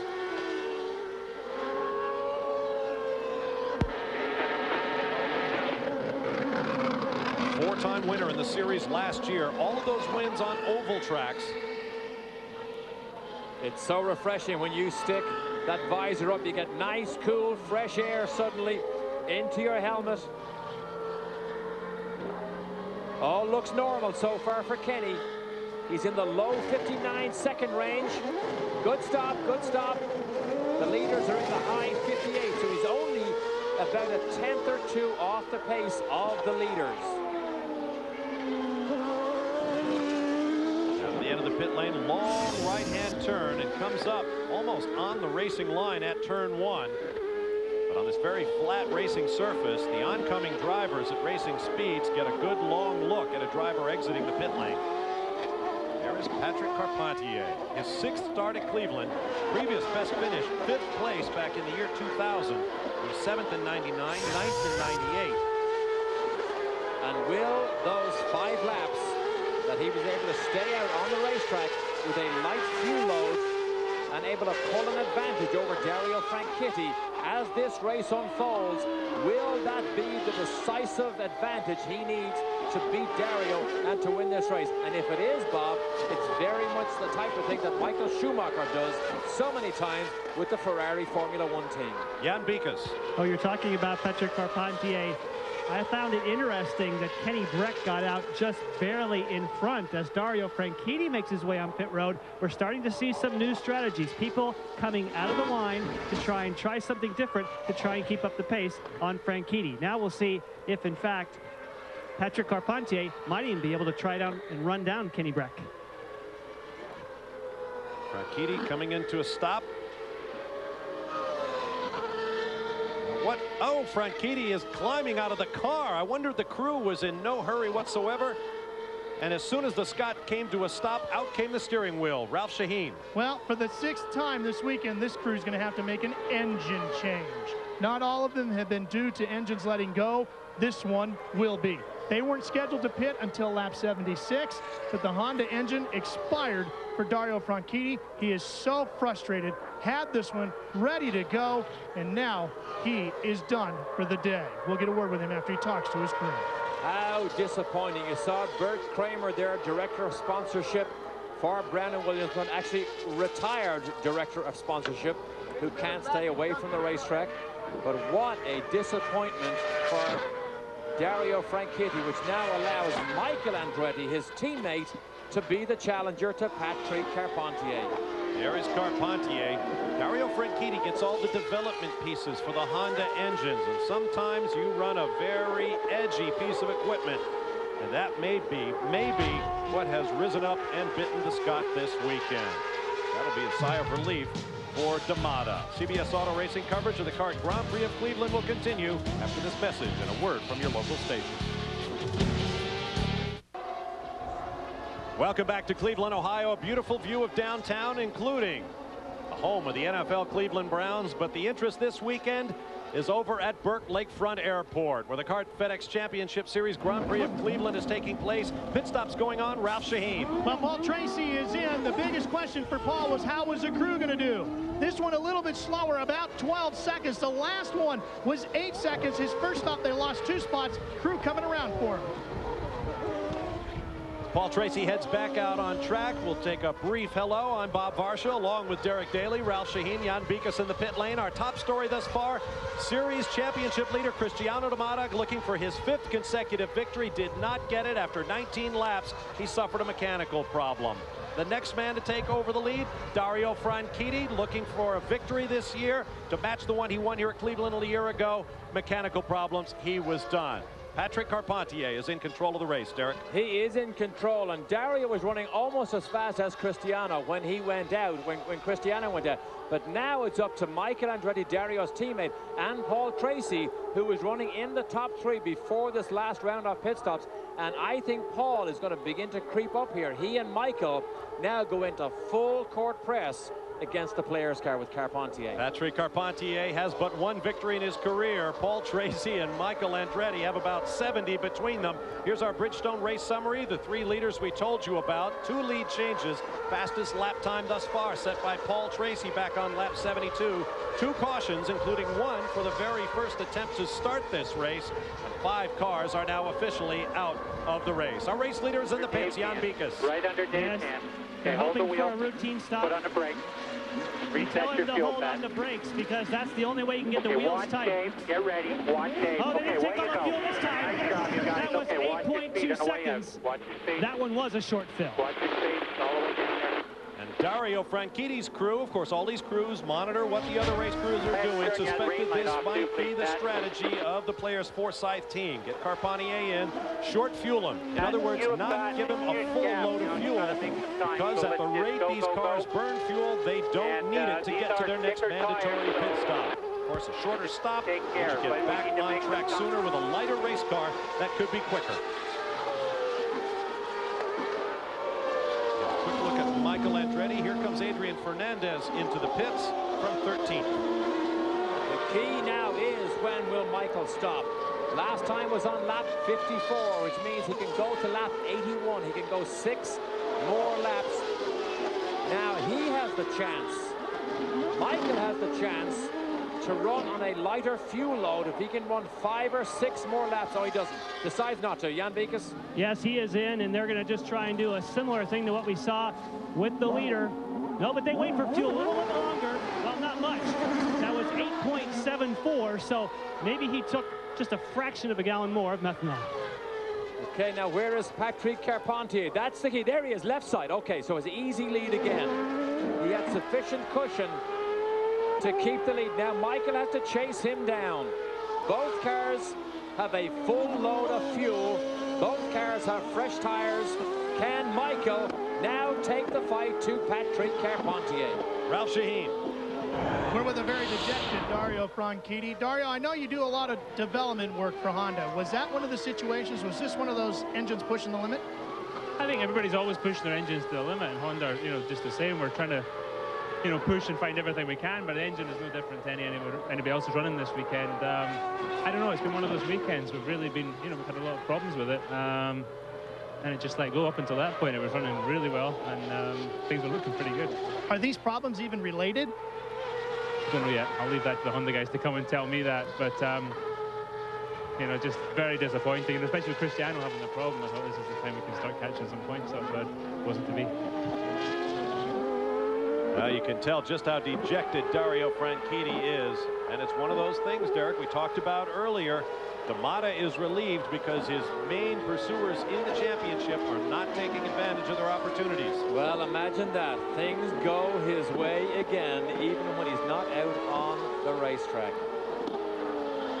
It's Michael being pursued by Jimmy Vasser. That is second and third place. And Vasser, whoa, almost overcooked that corner. Dove in on the brakes, just up behind Michael Andretti. This week on The Late Show, Dave's got Sarah Jessica Parker, the Dave Matthews Band, Gina Davis, and Wimbledon champion Serena Williams, plus all new top 10s. That's all this week on The Late Show with David Letterman. And here's a look at our Letterman leaderboard. As always, I will not name the drivers. I'm not superstitious, mind you.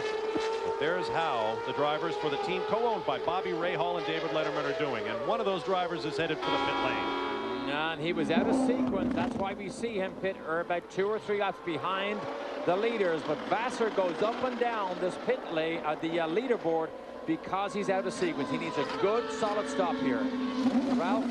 Well, remember, Derek, that they thought that was going to give them an extra 4 laps by coming in after that problem on the opening lap. They had trouble with the right rear getting it on the car. They got it on, but it slowed this pit stop way down.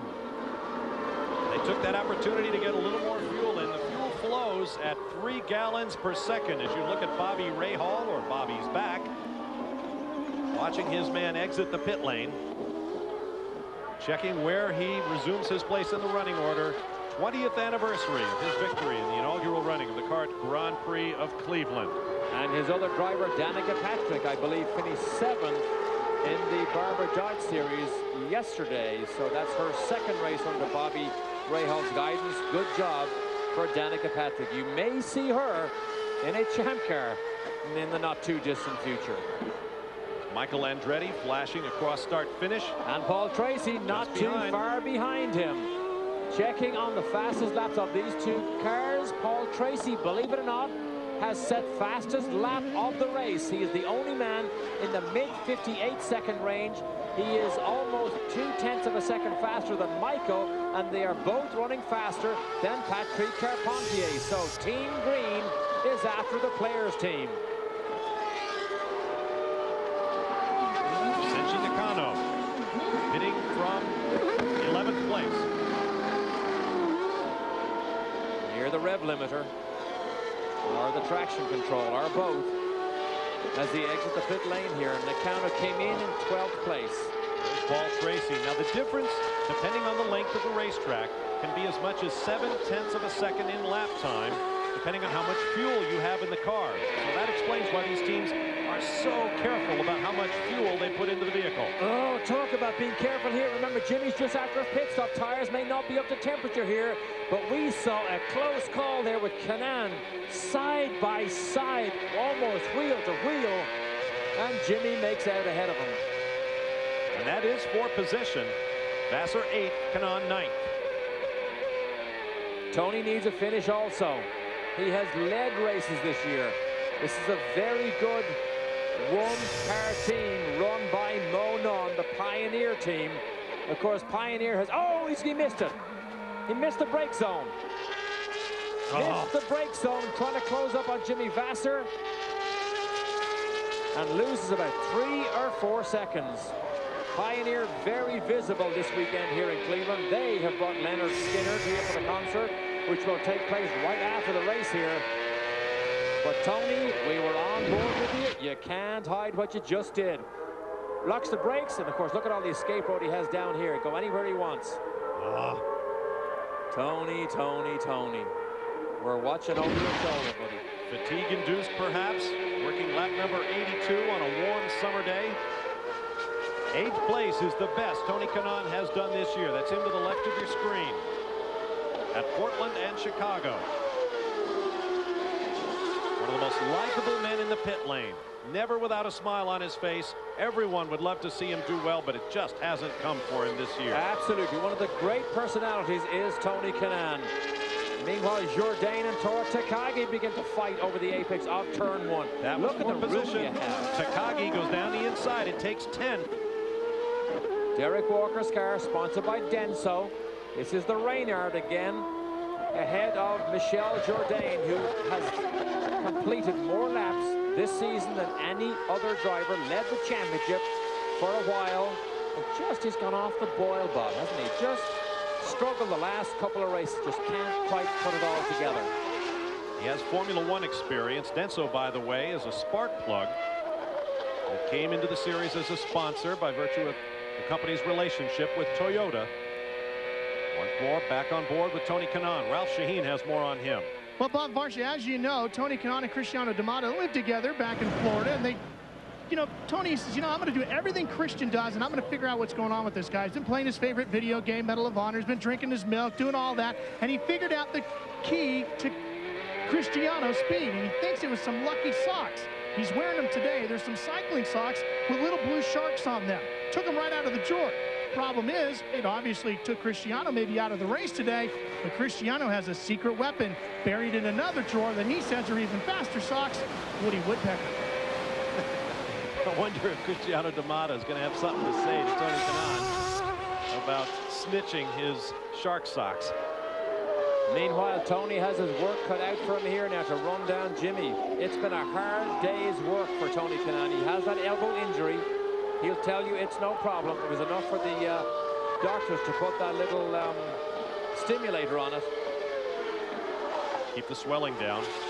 Yeah, trial by fire here, though. This team has not tested with this new Lola since they changed from the Reynard. So the amount of information they have for this particular chassis is really only gained on race weekends, and that makes it very difficult. There's Jourdain in the Gigante car. Kanaan once again, running 9th. 2 places on the road ahead of Jourdain. In between is Tora Takagi. Toward the front, Michael Andretti has gotten around Paul Tracy. This is Michael overtaking Shinji Nakano. Ooh, maybe not overtaking him. The Japanese driver goes right down to the apex, and then I think notices Michael and just gave him enough room. And you know what? That was Michael's experience that made him realize Shinji does not see me. And at the last moment, Michael backed off and then stuck his nose back in again. But a close call there for Michael. But Paul Tracy is still third. He is about 4 seconds behind Michael Andretti, and he still, I believe, yes, holds fastest lap of the race. 58.47. Michael is 58.59. And they are 0.2 of a second on their best lap, 0.2 of a second quicker than Patrick Carpentier. But that track position is so vital. That is the advantage Carpentier has right from the start. Here's Michael down inside Fernandez. And if you continued on this runway here, you would see Adrian Fernandez transportation here this weekend, his Learjet. Very nice. The view from high above, our Honda Skycam, watching Michael Andretti to the right, Adrian Fernandez to the left. Patrick Carpentier leads by 13.5 seconds. We'll be right back to Cleveland.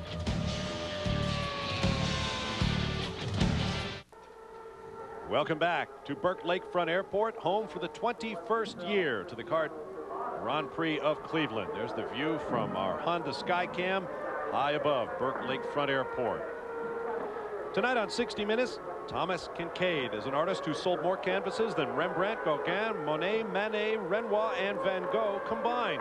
That's why he's on 60 Minutes tonight here on CBS. Moments ago, there was an engine failure on the backstretch. It appears that Bruno Junqueira is done for the day, running 6th when this happened. So this is 2 races in a row that we lose Bruno. Remember how distressed he was in Toronto last week. That was purely because he was out of the championship. Ralph? Kenny Brack is in, making his last fuel stop, and look at how long it took them to fill that car up with fuel. They went 12 full seconds to make sure they got all the fuel in that car.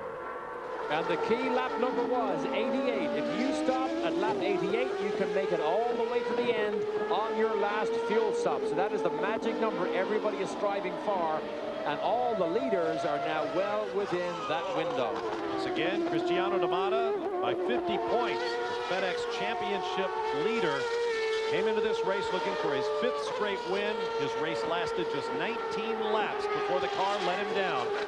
Patrick Carpentier is now the leader over Michael Andretti, who is closing in slightly as the laps begin to run down here at Burke Lakefront Airport. Paul Tracy is 3rd, so Andretti and Tracy, a pair of former winners of this race, are going to try to run down Patrick Carpentier.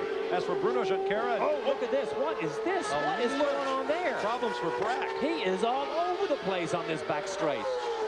I mean, he looked out of control coming down that back straight. On cold tires, maybe these things handle this badly on cold tires. That's a position pass right there. Tora Takagi in red and white going around the man you ride with, Tony Kanaan, for 7th place. Now Bruno Junqueira just left the race. Before him, Dario Franchitti went out. Those 2 men were 2nd and 3rd in the championship to Cristiano Damata coming in. Damata is out, but so are they. No advantage gained. Have a look at the crowd on the backside here. Great crowd. People were somewhat worried because the New York Yankees are in town just down the street here. There's 45,000 people down there, let alone the huge crowd here. Jason Giambi, of course, was here yesterday, good friend of Paul Tracy's. As soon as he walked into the place, of course, everybody wanted to take his picture. I was surprised, Bob, how big he was. Enormous. He's a monster. Good friend of Paul Tracy. They ride motorcycles together. On board now with Tony Kanaan again, struggling to hang on to his 8th place. Ralph? Well, apparently, it's the same situation for Kenny Brack as it is for Tony Kanaan. We told you earlier, it takes Tony a couple laps to get his Bridgestones up to temperature so he can get the grip that he's looking for. Same situation for Kenny Brack. Takes him 1 to 2 laps. That's why you saw that car so loose right after that pit stop. Watching a battle for 9th place here. Kenny Brack on the inside, red and white. Michel Jourdain Jr. now on the inside in red and white. Great dicing here. And is that Patrick Carpentier? Yes, it is.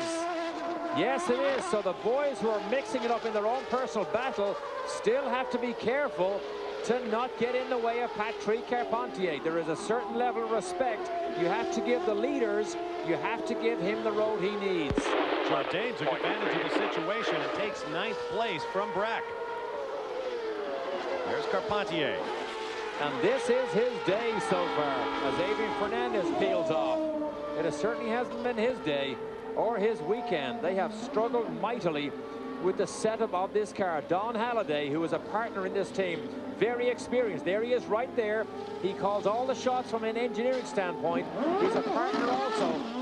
But Don Halliday, I'm sure, very frustrated that they just lost the edge a little bit as Paul Tracy comes in. Ralph Shaheen.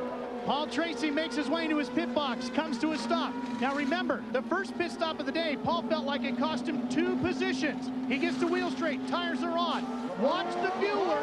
That is Jeff Braun. He's got the red light to block the car full of fuel, and Tracy is away. This pit crew has really bounced back today, giving him 3 straight good stops, putting him in contention today. You can tell Paul Tracy is on it immediately. Can't wait to get back on the racetrack. And there's no more braver man on cold tires than Paul Tracy right here for Team Green. No braver man on cold tires. Now, can he get an advantage over Michael in any way? Michael still has to make his 4th and last pit stop. And Michael Andretti is closing down the gap to race leader Patrick Carpentier. There is Michael heading out through turns 1 and 2. He is taking off a second a lap. Now down to 7.8 seconds behind Patrick Carpentier. Michael Andretti in his 299th career start. Most of any driver in CART FedEx Championship Series history. I'm sure we'll have a big celebration in Vancouver in 2 weeks for Michael. Fernandez got a drive-through penalty. It goes from bad to worse here. But now Michael and Patrick Carpentier will probably stop on the same lap. The violation was the pit lane 50-mile-an-hour speed limit for Adrian Fernandez, who has made 6 pit stops, not including that drive-through. Michael fully on his horse now. Oh, yes, he is. Within 5 laps on Friday morning, he came back to Tony Cotman and said, this car is very good. Eddie Jones is his engineer. They've been frustrated for the last couple of weeks, particularly in Toronto last week. But he has been fast every time he's on the racetrack here this weekend. So Michael Andretti, as we suspected, may be a real contender here. 7.5 seconds last time round. There is Patrick Carpentier, and there is Michael right here, coming down to the long, very long, almost 180-degree turn 8. Michael Andretti beginning to fly. Jan? Well, you're talking about the setup and Tony Cotman and how much Michael Andretti likes that car. Specifically, what he likes about it, he likes the way it brakes. They're trying a new setup on the car. They did make some brake changes after what happened to Paul Tracy when he lost his brakes in Toronto, but specifically, they changed the setup so he can use that Michael Andretti style of driving. Brake really late and carry those brakes into the corner. I think Michael's driving style is very similar to the Formula One world champion Michael Schumacher. Very heavy emphasis on the front of the car. Lots of downforce, very good brakes on the front. They like to go deep in the corner, stand on the brakes, and then turn hard. Very distinctive driving style. A lot of people question Michael's motivation at this late stage of his career, but I tell you what, if you need one guy to whom you must say, I need another half second and my paycheck is at stake, Michael's the guy you want. And Michael is on his way, I believe, to the pits. We just overheard his crew say, pit next lap. Michael tells me he's in the best physical shape he's ever been in also. Jody Caron, his personal trainer, came here with him this weekend to see what happens on race weekend. But Michael is right in the thick of the fight right now. Big stop here. Oh, it looks like someone is that Christian? Stopped way out on the far corner of the racetrack. Watching Michael's pit stop. On his way up, Christian Fittipaldi is done. Newman Haas is out of the race. And Christian was in a rostrum position in 3rd place when he went off. Now, Michael is in and out nice and safely. Patrick Carpentier has stayed out one more lap. The race will unfold when Carpentier comes in. He stayed out another lap. As Michael comes out here, watch Carpentier top of the screen. Michael is just ahead of the race leader, Patrick Carpentier, right there. Does he come in? No. No. Oh, this is working well for him. Jan Beekes, look at your board. We're showing you pit 3. That's pit 3, which we showed you. Oh, pit 3. Jan Beekes' report earlier on that the Ford engine possibly uses less fuel. As we watch Christian Fittipaldi be dejected and get out, this less fuel used by the Ford engine is beginning to show huge advantages here as Patrick Carpentier can run longer on light fuel loads. Ralph? All they know down here in Christian Fittipaldi's pit is that the car just broke. That's what Christian said over the radio. The crew is looking at the telemetry. No word yet until they can get Christian back here and do a bit of a debrief and take a look at the car. Well, at the beginning of our program, we had some fun with the concept of Paul Newman and Tom Hanks' new movie, Road to Perdition. And we thank Paul Newman for playing along with us on that. But as art often imitates life, the road to perdition for the Newman-Haas team has in fact come through Cleveland.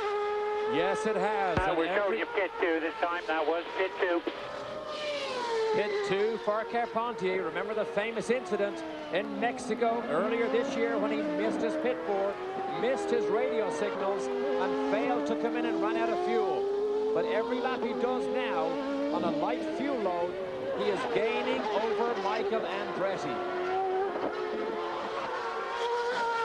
Here's the situation in the championship. First place, D'Amata out. Second place, Junqueira out. Third place, Franchitti out. Fourth in the championship coming in, Michel Jourdain Jr. currently runs 10th, so he's not going to make up much ground. Christian Fittipaldi has found a little patch of shade out there. He could not be farther from the pit lane, by the way. Fifth place, Fittipaldi out of the championship. Sixth place, Scott Dixon out of the race, that is. Sixth place, Scott Dixon out as well. Did you see Carpentier down at turn 8? He is still sticking those wheels right virtually off the racetrack. We showed you pit 1 there, Pat. Off the racetrack, and the dust comes up. He is still right on the limit. Patrick Carpentier, former Canadian speed skater, now lives in Las Vegas. Jerry Forsyth is here, flew in this morning. It is going their way, Bob. Absolutely. Unless this thing blows up, or he trips over somebody, or he has brain fade, this is going their way, despite the efforts of despite the efforts of Andretti and Paul Tracy. Kenny Brack is now in 4th place. You see right there, followed by Tag and Vassar. This is interesting. Look, see that again? Yep. Right to that yellow line on that surface change. That's the place that caught out so many people on Friday and Saturday. The first race of the year in Mexico, where Patrick Carpentier missed the signal to pit. I thought they wanted him in there. I guess he'll make. Okay, he's going to pit this time by. And fourth, hit this lap. Hit this lap. Okay, and Michael knows this. Michael Andretti knows exactly what's unfolding here, and he's going to try and find clear roads to put the best laps he can in here to close down this gap to at least put more pressure on Patrick Carpentier. 3 cars remain on the lead lap. Carpentier, Andretti, and Tracy.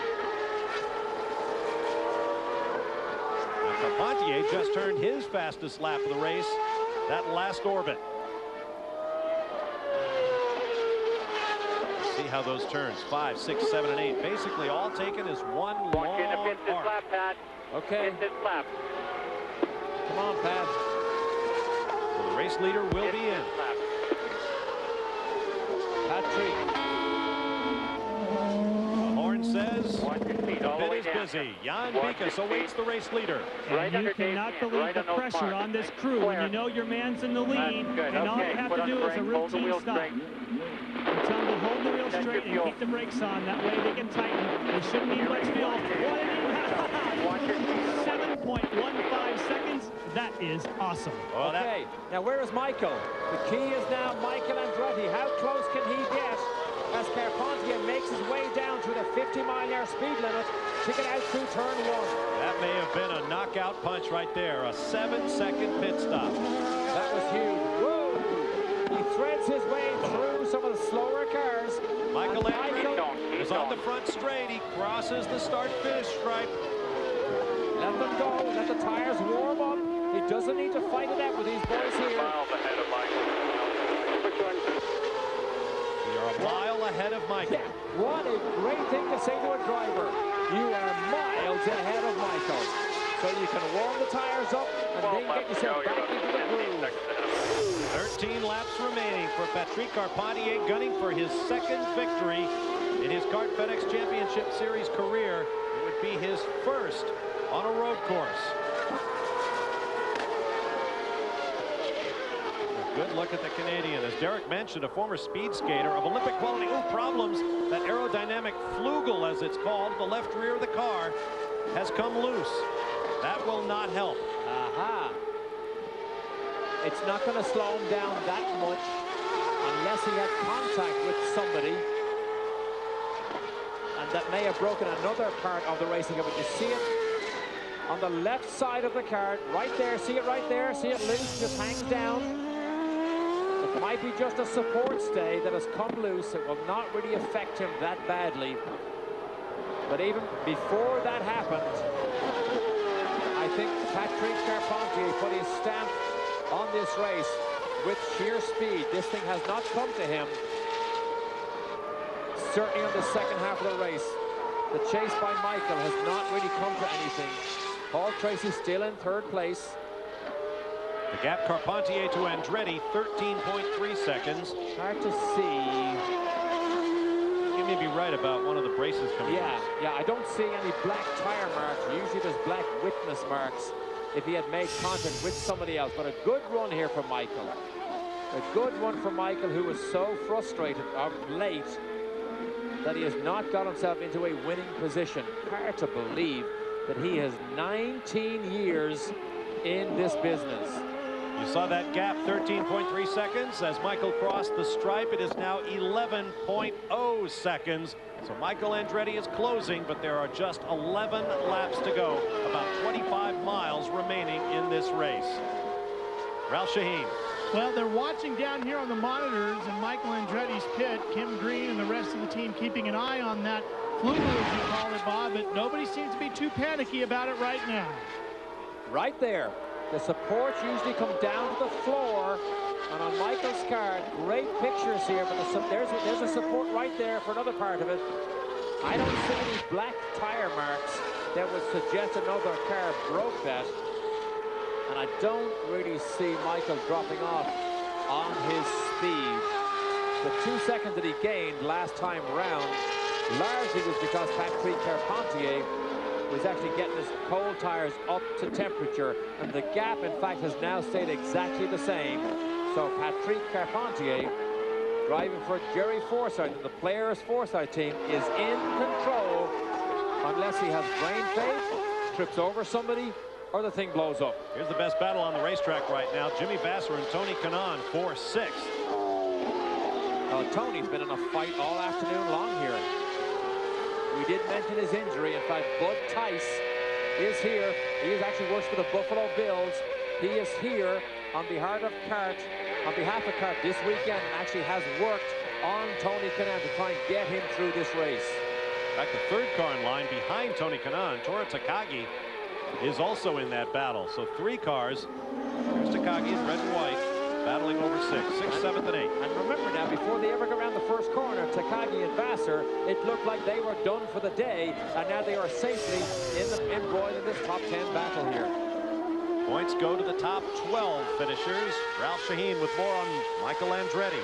Well, Kim Green owns the car of Michael. Kim, is Michael saying anything about the winglets now, the flugels?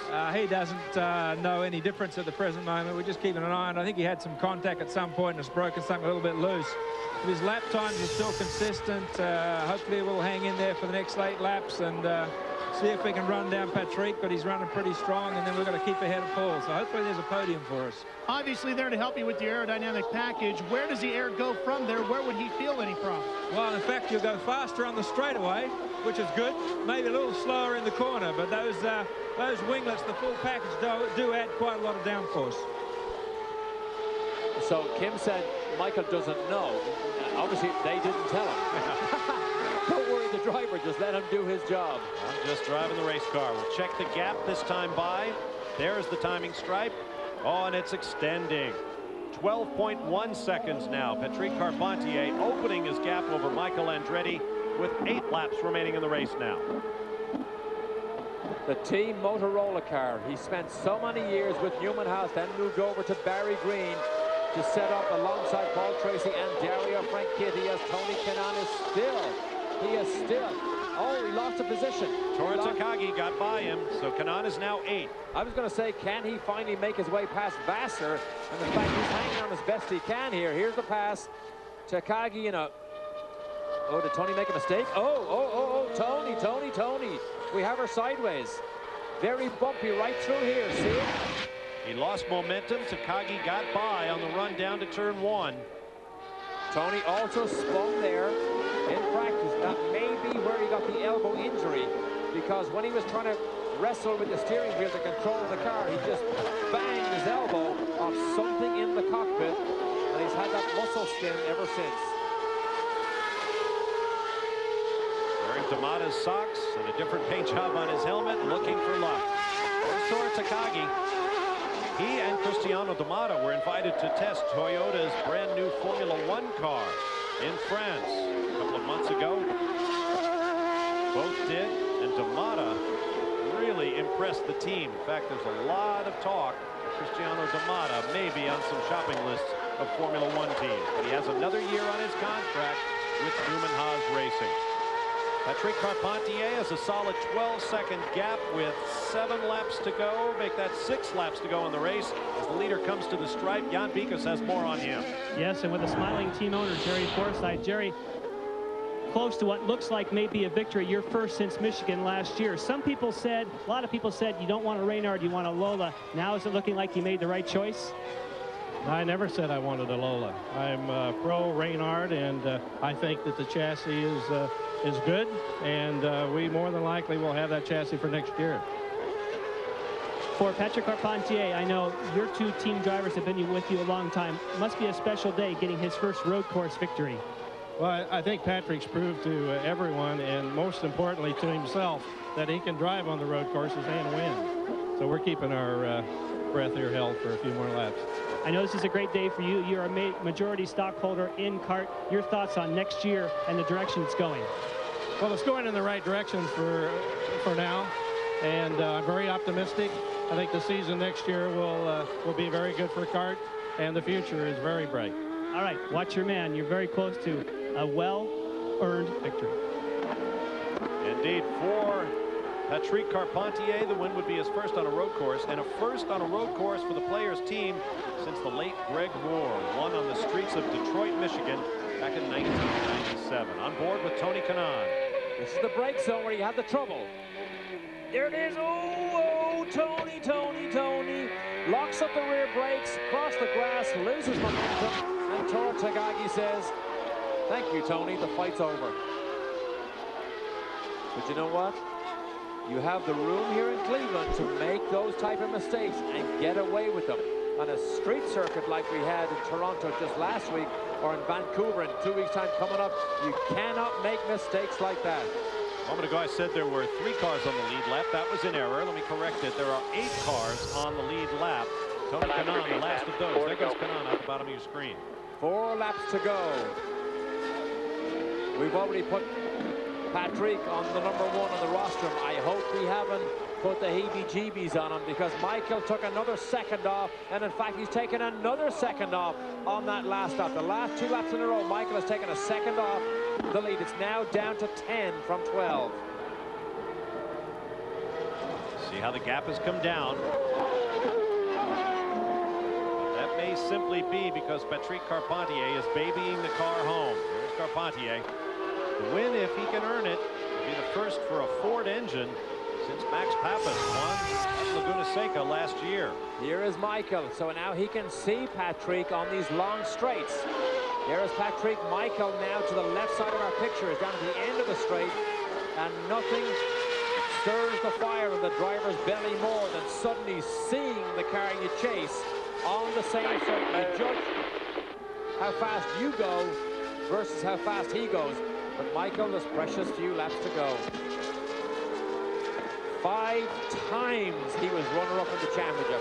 5 times in addition to the championship that he won. Another second lost on that lap for Michael Andretti. to Patrick Carpentier.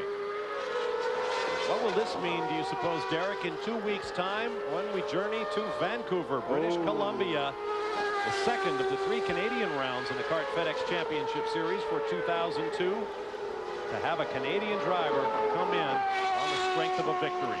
And it almost happened before Toronto, because Tagliani put himself in a position to win in Chicago before it all went wrong. But Vancouver, it would just be hopping if Carpentier can win this. And of course, then we go on to Montreal a couple of weeks down the road. Montreal already, ticket sales for Montreal way ahead of projections, and that will be on the Formula One track.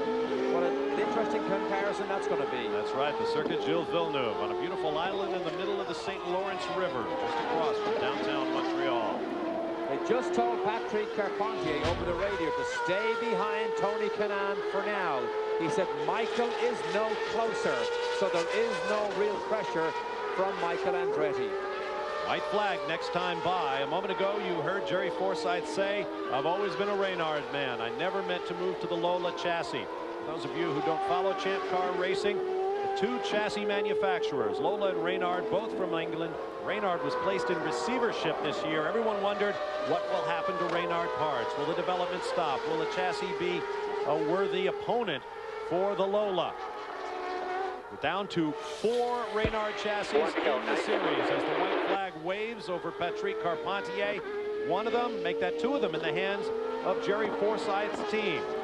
And today, Patrick Carpentier will post a surprising win for the unloved Reynard, as Derek put it earlier in the program.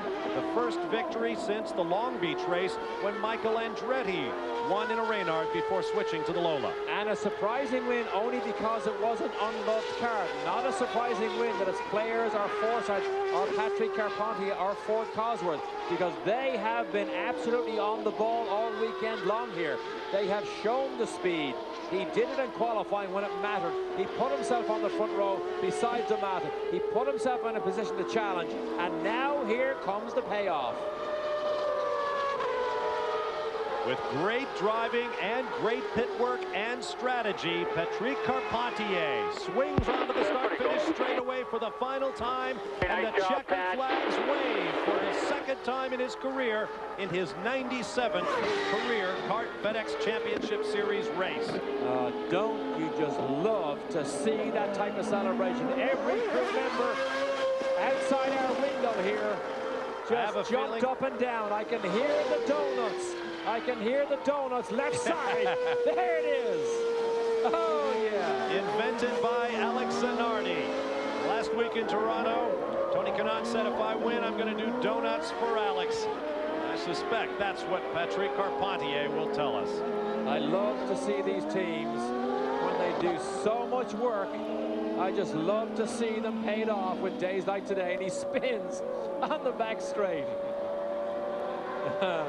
Donuts can be hard to do. Jimmy Vasser, Alex Zanardi's teammate at the time at Target Chip Ganassi Racing, said, I can't do them. Well, the key is what you do is you slow down, you wind all the brakes onto the front, and that keeps you in about the same position as you rotate. But I've never seen anybody. They're ugly donuts. These are ugly.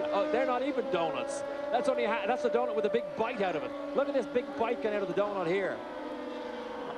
Zanardi needs to give him some practice on how to do good, decent American donuts. Congratulations all round. Well done by the Players Forsyth team. We'll be back in a moment. CBS Auto Racing coverage of the CART Grand Prix of Cleveland will continue after a word from your local station. To Ralph Sheheen in Victory Lane. And here he comes climbing up out of the car. Patrick Carpentier, the winner here today in Cleveland. The crew all around. Fellow Canadian Paul Tracy has already stopped by to visit. All right, Patrick, congratulations. Now, there's been a lot said, Patrick, about the Reynard, but you made it work today. What was so special about this car today, Patrick? Tell me about the Reynard today. What was so special?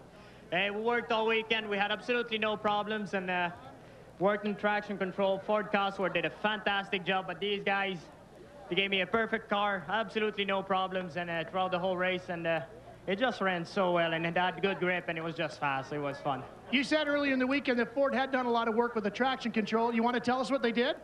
Not quite. We'll see if it works in Vancouver, but I lift my hat to these guys this week. And coming from the weekend, that was so tough last week in Toronto.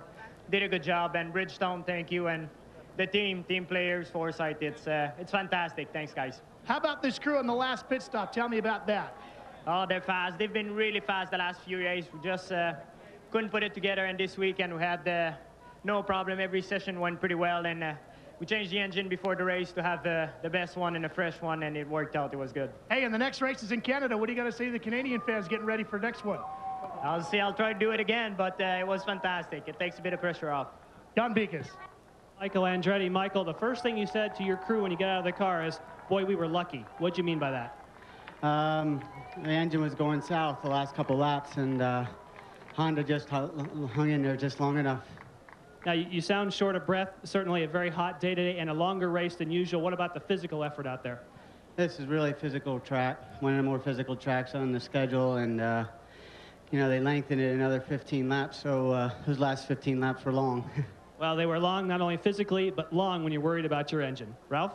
Well, I've caught up with Paul Tracy, and Paul, in the first pit stop, you weren't so sure about how the crew had done, but they really came around for you the last sections of the race. Tell me about that. Yeah, we didn't have a very good stop on the first one, and we lost like 3 positions in the pits, so I had to fight, and I lost a lot of ground to Michael, and obviously Patrick was very quick, and you know, then we made it up on the rest of the stops. In the middle part of the race, I was really fast and turning fast laps, and I was catching Michael, and then, you know, on that 2/3 way point, I was equal to him, and he pulled out again. So, you know, really just a great day for Team Cool Green, and obviously Team Motorola, you know, finishing second and third is a great result, and want to congratulate Pat and players for the job they did this weekend. Was there something you said maybe to the crew to inspire them? I was pretty mad on the radio, and so I think they knew that they had to do some good pit stops. So, you know, it's so important. You can lose so many places that you got to be good in the pits as well as on the track. They got him back onto the podium. Bob? They did that. Paul Tracy can be formidable on the radio. For Michael, his 7th podium at Cleveland, more than any other driver. Here's our final Toyota Spotlight, viewing the highlights of the race. After an initial wave off, the field went down into turn 1, where 4 cars wound up nose to tail. 2 were done, 2 continued. Cristiano Domada's drive for 5 ended on lap 20 with engine problems. A very tough break for the Brazilian, but he remains the points leader.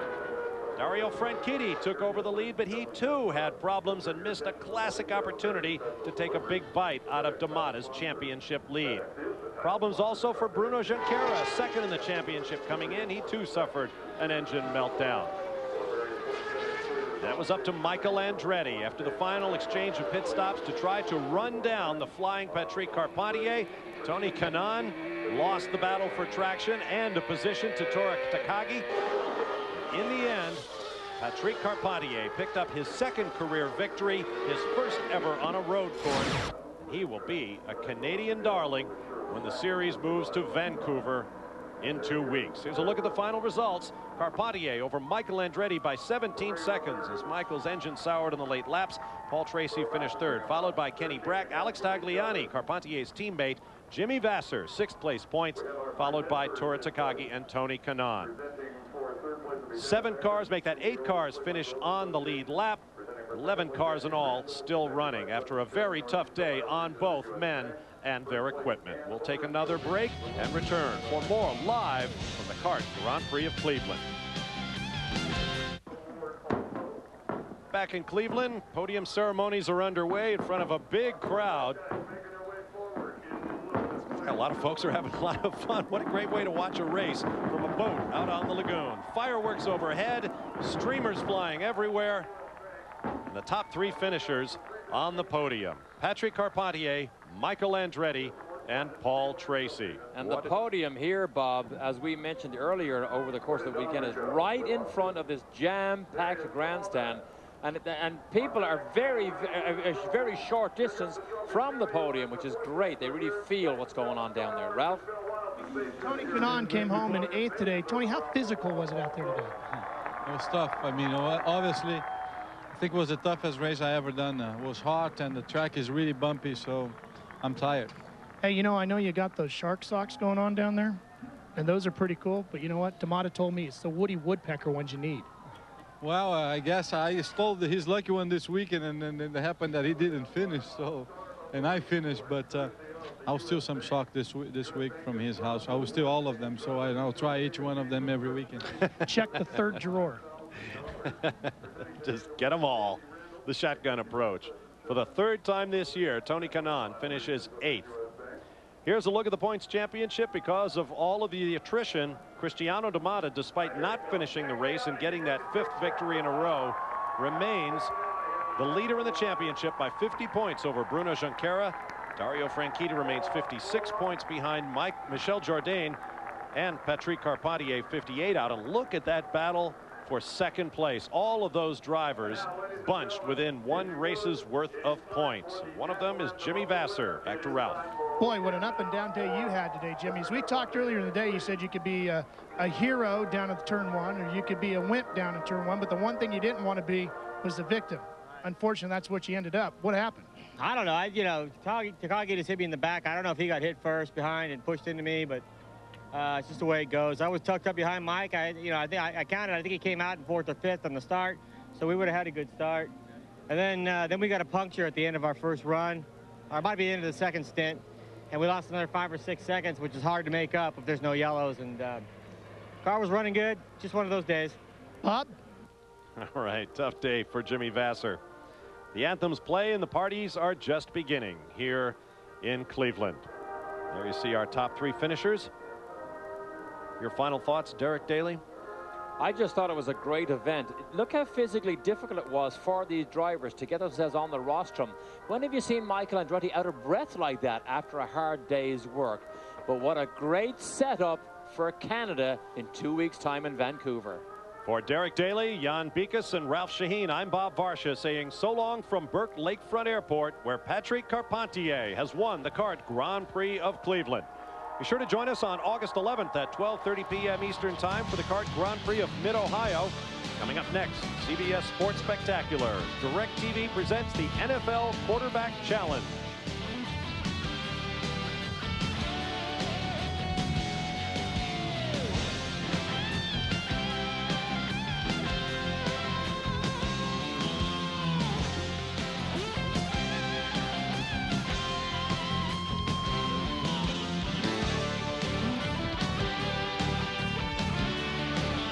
Enjoy the rest of your weekend. This has been a presentation of CBS Sports.